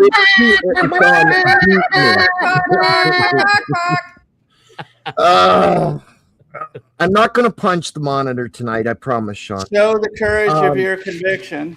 My conviction is who really is the fucking problem. City Have of we London. even Names we don't identified? know. City of You London. want to we answer the don't question know. for me before I answer or ask the fucking question? Seriously. Because it's that straightforward. Yeah, but I would agree. I agree. City of London, but it's even bigger than that because it's this Satan's shadow behind everything of everything that we've simply never seen come to light before either. That has always been working in the midst, always been pulling the strings on all these other factions all over the world on everything, you know. So it's a new thing for us to be able to see, but I think a great representation would be North Korea. Initially, we always saw all these Thank missiles being you for fired and fired and fucking fired and mentioning fired and Rocket fired, Man. right? Yep. But then all of a sudden, he's best friends with Trump. He's all Yeah, but- smiles and but- everything. but Why? one What could happened agree- right there? What happened exactly? He crossed the DMZ, and all of a sudden, Kim Jong Un got neutered. Was it Kim, or was it? these No, he things was. I'm I think talking he. about? Yeah, I think he was. So this is where I believe in the notion of the sum of all fears scenario, where somebody was using North Korea, some sort of proxy state. There was two of them, proxy states, that I think were being used to foment a nuclear threat or possibly nuclear intervention between America and Russia. They were trying to spark something off, just like the Bay of Pigs. And one of those proxy countries that I think they were doing it was either North Korea North Korea and or Iran. Correct. Those two countries, I think, were being used to instigate. They were the plausible deniability behind World War III. Yes, they were and Saudi Arabia was a big player in all of this prior to 2017. Yep. Or 2018. Was it 2018? 2017? Before the purge. 2017. That was a huge thing that took place there. When we got them back, that was big. That was another method of neutering them. But it's also, but to your point for the win 2021, to your point, I couldn't agree with you more. It's also going to be presented to the point where we, the people, are taking it back as well. So it's not, and again, enough must see, but more than that, how does it get done so that we are the ones that are playing a role in this? You know what I mean? Look at California. We got Steve Hilton as the leading governor candidate. We got Spencer Pratt as the lead mayoral candidate in LA. We just did all sorts of, you get the Supreme Court ruling with the redistricting thing, the gerrymandering, racial gerrymandering. Do you know how catastrophic that is for the opposition? Systematically, one by one, we're neutering it. Right. But when we are neutering it, it all goes back to one person. Trump. But I would not be hesitant to say that Trump is a little in certain terms, Trump is a little fish in a very big pond. That's not just him, That's though. He's No, I'm saying for I think there's an alliance. Let's backtrack this a little bit. We know their playbook. One world government, one world religion. Now, if you're them and you had to game this out, how do you obtain that? Who has to be wiped off the map to get there? Start filling in those answers, and you're going to make a whole lot more sense right now. I agree. I digress and retract that fucking statement. However, the divide is so great. Who will ever be able to fill that divide? Pain.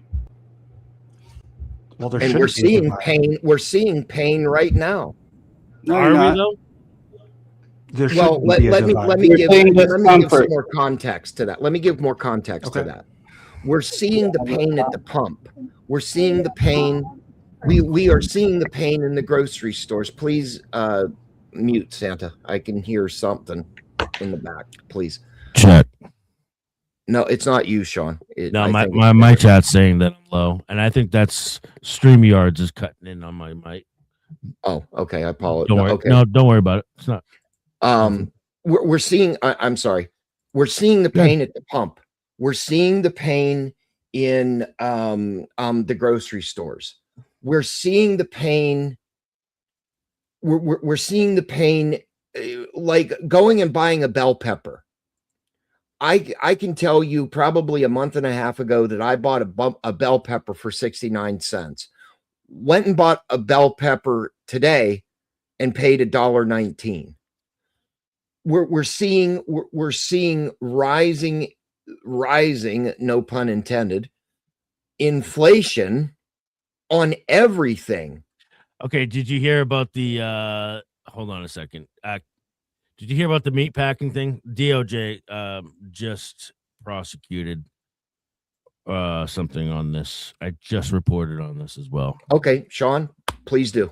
Justice.gov. All right, you can share it if you want. Acting Attorney General Blanche announces antitrust investigations on meat packing operations, May 4th, 2026. This was today. They're that goes along with the thing jacking I up was saying. prices. And most of these, I think it's over 50%. Somebody might need to fact check me on this. Over 50% of it is offshored.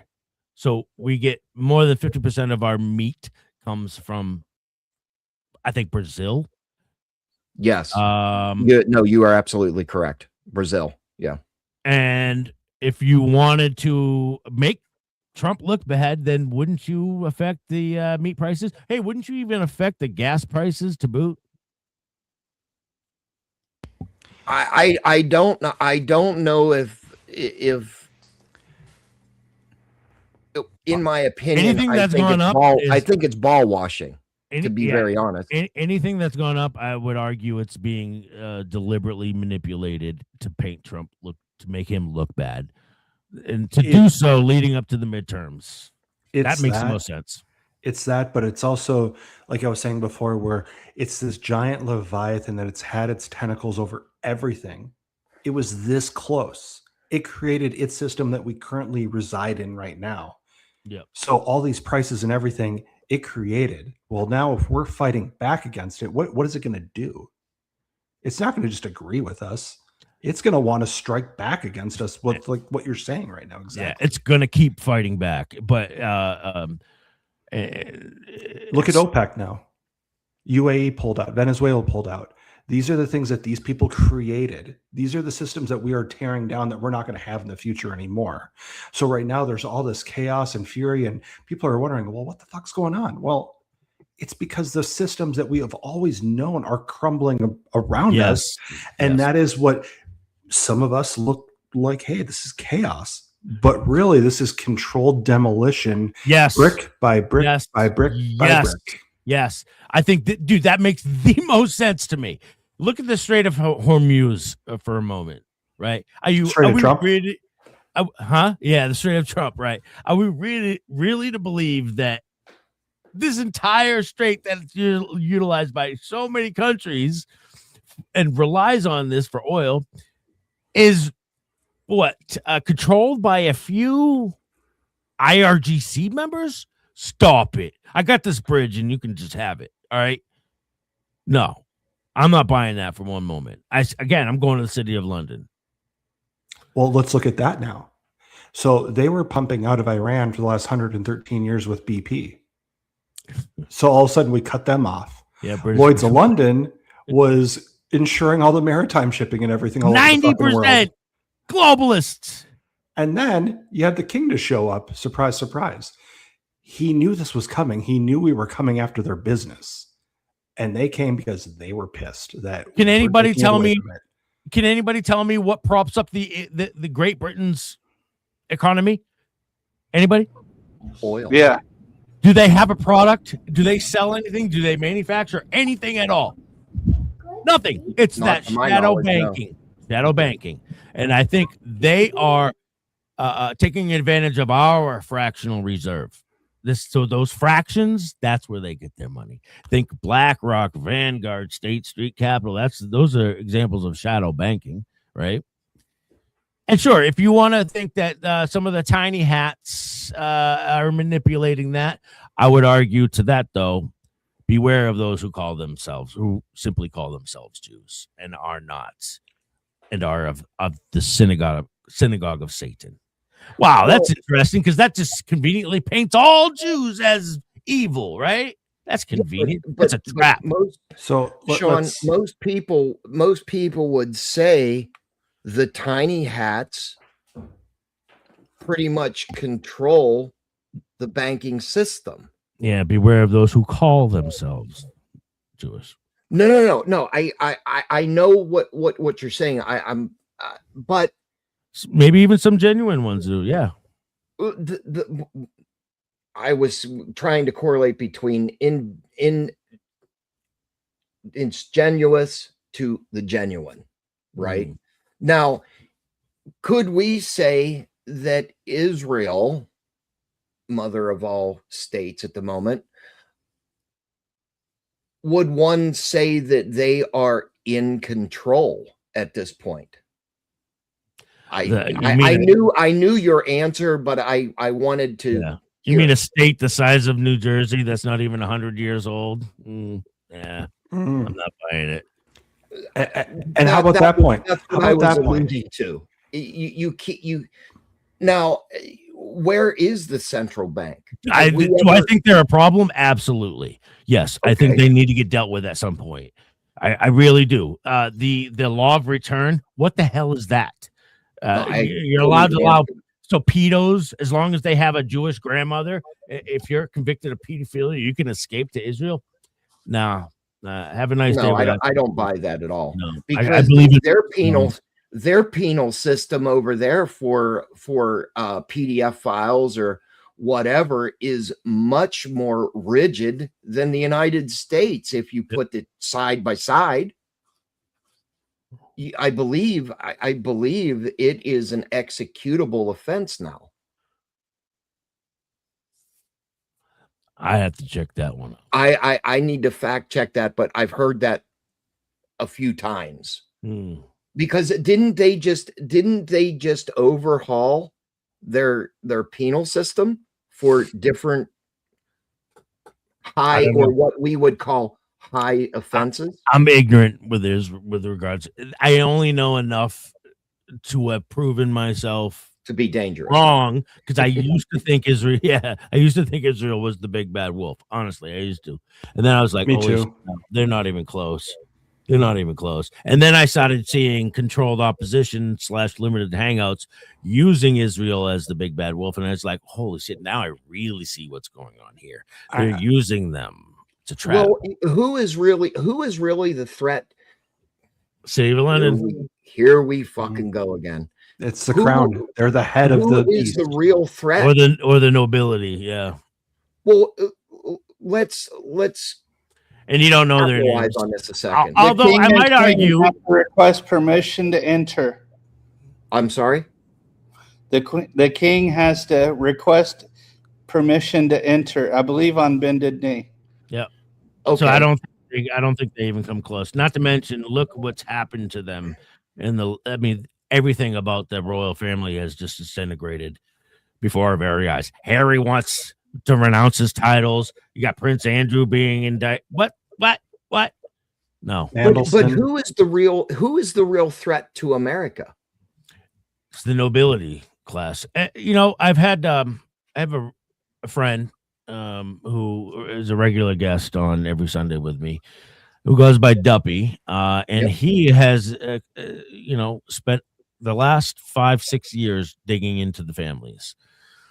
The one family he has settled on is a family not that anybody has really I've heard anybody discuss, and it's a family called the Cavendish family. They go all the way back to Constantine and even further. See themselves as, I think, descendants of Shem, one of Noah's kids, maybe. Bananas. I'm trying to remember the Cavendish is the bananas, and that's where they got. I think their riches, but and they all marry into other families. That's what they do. They marry their cousins and shit, and that's what they're into.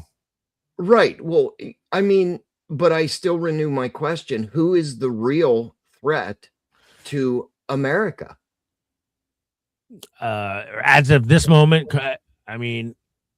City of London. I'm just going to go back to the City of London every time, which is nobody's talking about it. How's that going to enter the mainstream? How's that conversation going to start to really enter into the overall public consciousness of America? Well, I would be very fruitful in saying the media. Well, so are you familiar with Promethean Action? Yes. Susan Kokinda and Barbara Boyd. Yes. PBD just had on Susan Kokinda last week, and she blew his mind by saying, yeah, it's the British who have assassinated all our presidents. It's the British who have been controlling and bringing in terrorists and have been fomenting race relations in America. And I think wasn't it her that alluded to 9/11 that it was some sort of control who? What the hell was her name? Liz Truss. Yes. Or Diana, Princess Di. I think it was Liz. I Liz think. Truss. I think she Yeah. was the former prime minister. I think. Yeah, something like that. Wasn't it her, or it might have been Princess Diana, but for conversation purposes, wasn't one of them the ones that alluded and then made some sort of projection prior, and then it actually happened? Oh, I don't know. I don't know about that. Damn, I had it. Well, regardless, we can go back to the conspiracy that the United States knew that 9/11 was going to happen. We can obviously allude to the projection of the terrorist cells that are in America going to try to dominate the United States, which I don't ever see what happened, but it has been projected. And what my opinion is, the real threat to the United States is North Korea. How the heck did you land on that? Yeah. I'm landing on that as, okay, Trump is in power for the next 2 and 3/4 years, right? Maybe 3, right? You have Four more years. yeah, right. 2028, motherfucker. Earmuff Santa. They stole 2020. It's going to happen. They got to return the diamonds. Sure. What I'm saying is, when you have the buddy system, when the buddy is not in power anymore, they're not your friend anymore. And Sean, I'm sure you could probably agree with that. I think it comes down to being simply compromised, and I feel like Kim Jong-un was compromised, but he was released from that. What compromised him? Right. I don't have evidence to prove that. By the way, And that goes back to the missiles being fired and everything. We gave them. They had the weaponry to be able to do what they did, but for the public optics, they had to see missiles being shot further and further and further away and away and away. It looked like they created it themselves. Yeah. They did not create that shit at all. You're right. Same thing with Iran, by the way. Yep. Almost as identical. And how convenient is it? Like, they always go back to last summer. Well, didn't they just bomb that mountain where all the uranium and all the stockpiles of all this weaponry was and everything? Well, where did that uranium come from? And isn't it convenient that it's under a mountain and no one can access it now? Where did it come from? Who is it tied to? It came from here, our stockpile. I was just going to say it comes from the U.S. As much as I hate to fucking admit it, but that's what. But who? It's not the U.S. But who? Who from the U.S.? So it's interesting because what really got me into this whole movement that we're doing and starting Americanizing media was a man who was a mentor to me, and I would encourage people to look him up. He passed away sadly last February, 2 Februaries ago. His name was Bill Stanbro, Stanbro, and he was like a mentor to me. I didn't even have so much as a GED. And he says, Sean, why don't you go back and finish school? He says, you're smarter than you give yourself credit for. Well, his job was to keep track of all the uranium and plutonium that America possessed down to the milligram. He was the one who confirmed it for me. Yes. And Redfish, you're right in my chat. Uranium 1. Yeah. Yep. Uranium 1. It was provided. Yeah, but could we go back to the conspiracy of the suitcases being sent over on commercial airlines? That suitcases, pallets of cash in different denominations. Well, I was using suitcases in a very loose term, sir. Yeah. Suitcases. Yeah, I don't think all of it made it there. Maybe I would. Keep in mind, by the way, they were in different denominations. They were in different currencies, by the way. What's the one country, the one place that can accept all different currencies? It's only one place. Called the city See, of this London. is why I love you, Sean, because Yeah, you it's the make city of me London. think- yeah, London. Yeah. Not So- London, the city of London. Big the difference. city, People right. need to know this. Santa's nodding his head. He knows what time it is. Yes. It's a 1 square mile parcel of land within London. Don't confuse it with London. It's the city of London. It's different. Very different. It's old. It goes back to ancient Rome. Look at, there's a wall that still stands that borders it. And that was built by ancient Rome. Some people think it harkens back to the Roman Empire or the Holy Roman Empire. I think it was like 40 years after. Yeah. I think it was. I don't know. Don't quote me on that. Well, gentlemen, I have to say we hit these topics, and my good friend Sean from America Rising Media has made promises that he has now kept, and Was that whipping me like Sean? a new You kid? damn well know I was going to say something, and it's okay. Sean, you have given me an opportunity, bro. Yeah, touche, brother. You have given me a very good opportunity to become a part of the America Rising family, and I want you to do what you're doing right here, by the way. I knew. Your administrative assistant has made the apology that this is what he wants you to do. That's fine. I just wanted to say real quick. I know I'm sorry I'm kind of breaking in a little bit here. I haven't been talking much. Probably forgot I was here. But I just wanted to say I know where it came from, but I don't know where it went. It came from Cotton Eye Joe, but I don't know where it went. So anyway, I know Sean is about to end his show. I have signals that I know he's about to end his show. So anyway, Sean, tell everybody in the chat where to find you, where to find me on Tuesday mornings, or that was kind of the concept. But anyway, So Tuesday mornings, is that what you want? Tuesday mornings? Yes, sir. All right. I believe the agreement, and let me go back because I'm old or getting older and I can't remember shit sometimes. 9:30 to 11 Tuesday mornings for now. Ash, let us know. Is Tuesday's work? I can kind of hear myself. Anyways, America Rising. This is a site. We have a site, americarising.media. You can see all the list of shows. We're going to be adding more shows. My objective is 24/7 content.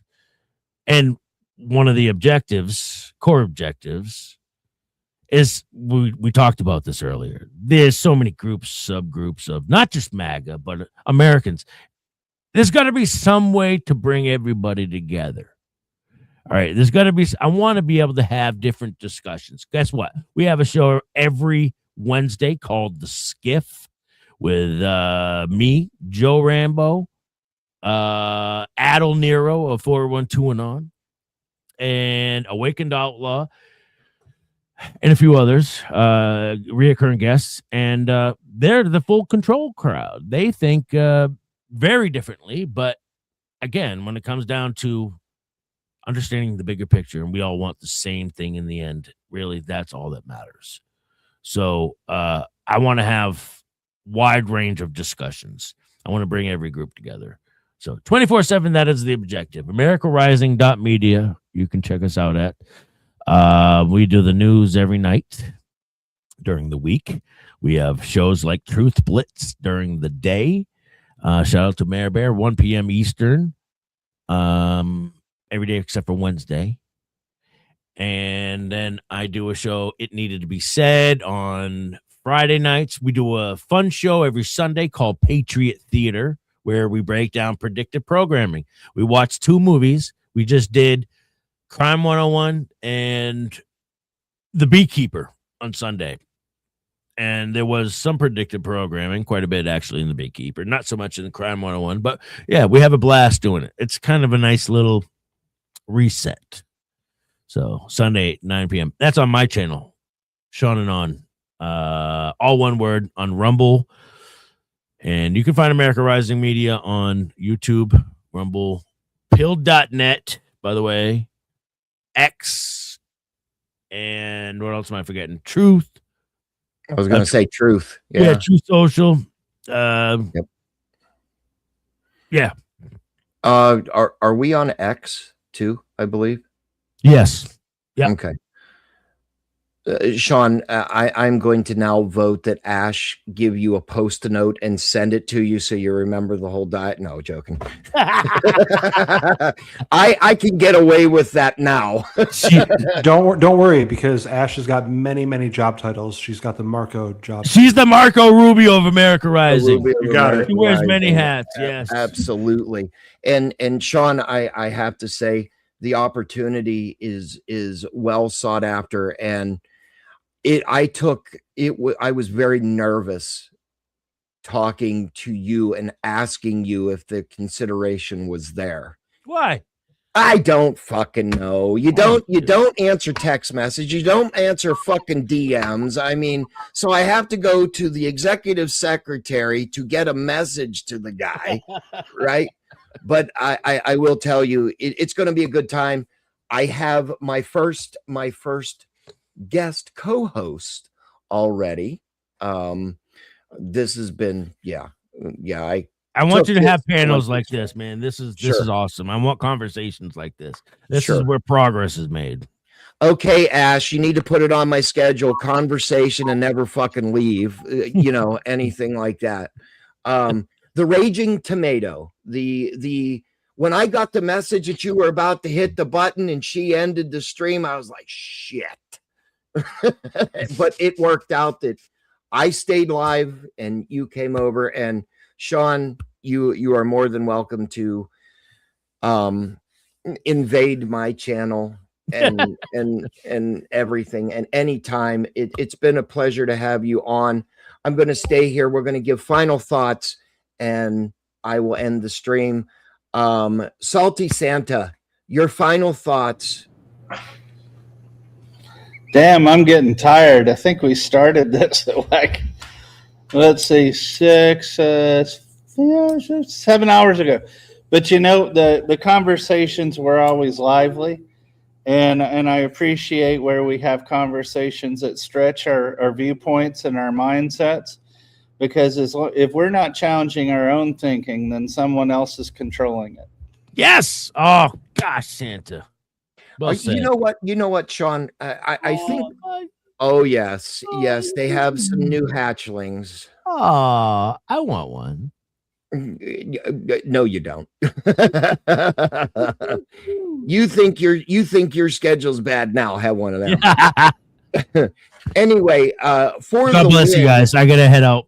Yep, Sean. Have a good night, guys. Everybody over on Curb, we will see you soon. Thank you, Sean, for coming. All right, guys. You got it. Good night. For the win, your final thoughts on the panel this evening, sir.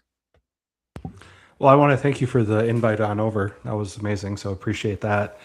This is one of those things that right now we're in this time of there's just so much going on. The news is coming out like a fire hose all the time. So, when we have people that delve into this stuff more than the average bear, it's good to be able to hear these things from multiple angles and stuff, because there's just so much to talk about at the end of the day. So, City of London, definitely. And the gas prices, you were talking about the pain earlier. We're going to have some gain in the very near future, definitely. So I know that. Thank you for the win, and obviously you will see me very soon on the America Rising platform, and I look forward to you coming back on this platform and any platform or panel. You know how to get a hold of me if you would like. You got it, brother. Appreciate the it. Raging Tomato, or AKA Toasty Man Bad. Your final thoughts, sir, on tonight's panel. I had a great time. I was got very interested in the conversation that was going on, so I went a little bit quiet. I'm sorry about that. I definitely look forward to come around a little bit more. I was very interested in Sean's perspective, especially when he thought about the possibility of the victims being actors. And it was getting me to thinking about how, how they used to take orphans, and then they would turn them into spies and stuff like that. Because, the orphan is the ultimate spy. They don't got any family that they're emotionally and mentally or spiritually attached to, all that stuff. So they're real easy to mold. And then I was like, holy shit. Well, what if we took what if we took the young orphaned girls and we turned them into sex victims, right? We train them, we give them world class acting lessons and stuff like that, and then we get them up in front of a court, and then we can just sit there and character assassinate people with professional victim criers. And I know that's not like revelationary, but that's the first time I've heard an argument like that be given in the space of the Epstein file discussion and stuff like that. We always hear all this talk about like handlers and stuff like that, but I've never heard anybody go in the direction of the sexual assault victim claiming. I think it would be called I was listening to the uranium stuff and everything like that, and I had to pop in with the Cotton Eye Joe joke because that just so perfectly went along with what we were talking about. And I think that's about it. Thank you very much. Awesome. Thank you very, very much for everybody coming in. Security, are you still here? Your final thoughts, sir. Now we got a great opportunity, and we're gonna have a great show. So stay on the lookout for when we pop up on America Rising. Yeah, it was a long time. It was a long time coming. A lot of work on my part. And Neil or Salty Santa and Elf, I will welcome you on my show on America Rising. Probably my first show. So it may be early in the morning for you, but he likes to take his naps. Anyway, here at Spin City News, we try to bring you good content, just like the Raging Tomato. And it has been fun, but it is 4:35 Eastern time. Young lady, take care of your little hatchling. Everybody can stay here. We're going to play the outro, and then we will say goodbye. You want to say goodbye to the little hatchling? Yes, you know what? Let's say goodbye to the little hatchling. She is so proud of the little hatchling. Good night, little hatchling. You will be pulling Santa's sleigh very soon. Yeah, probably peeing on her hand right over my laptop. Oh, good Lord. Everybody stay here. You're going to go backstage. We will end and we will say goodbye. And until next time, America, we'll see you soon.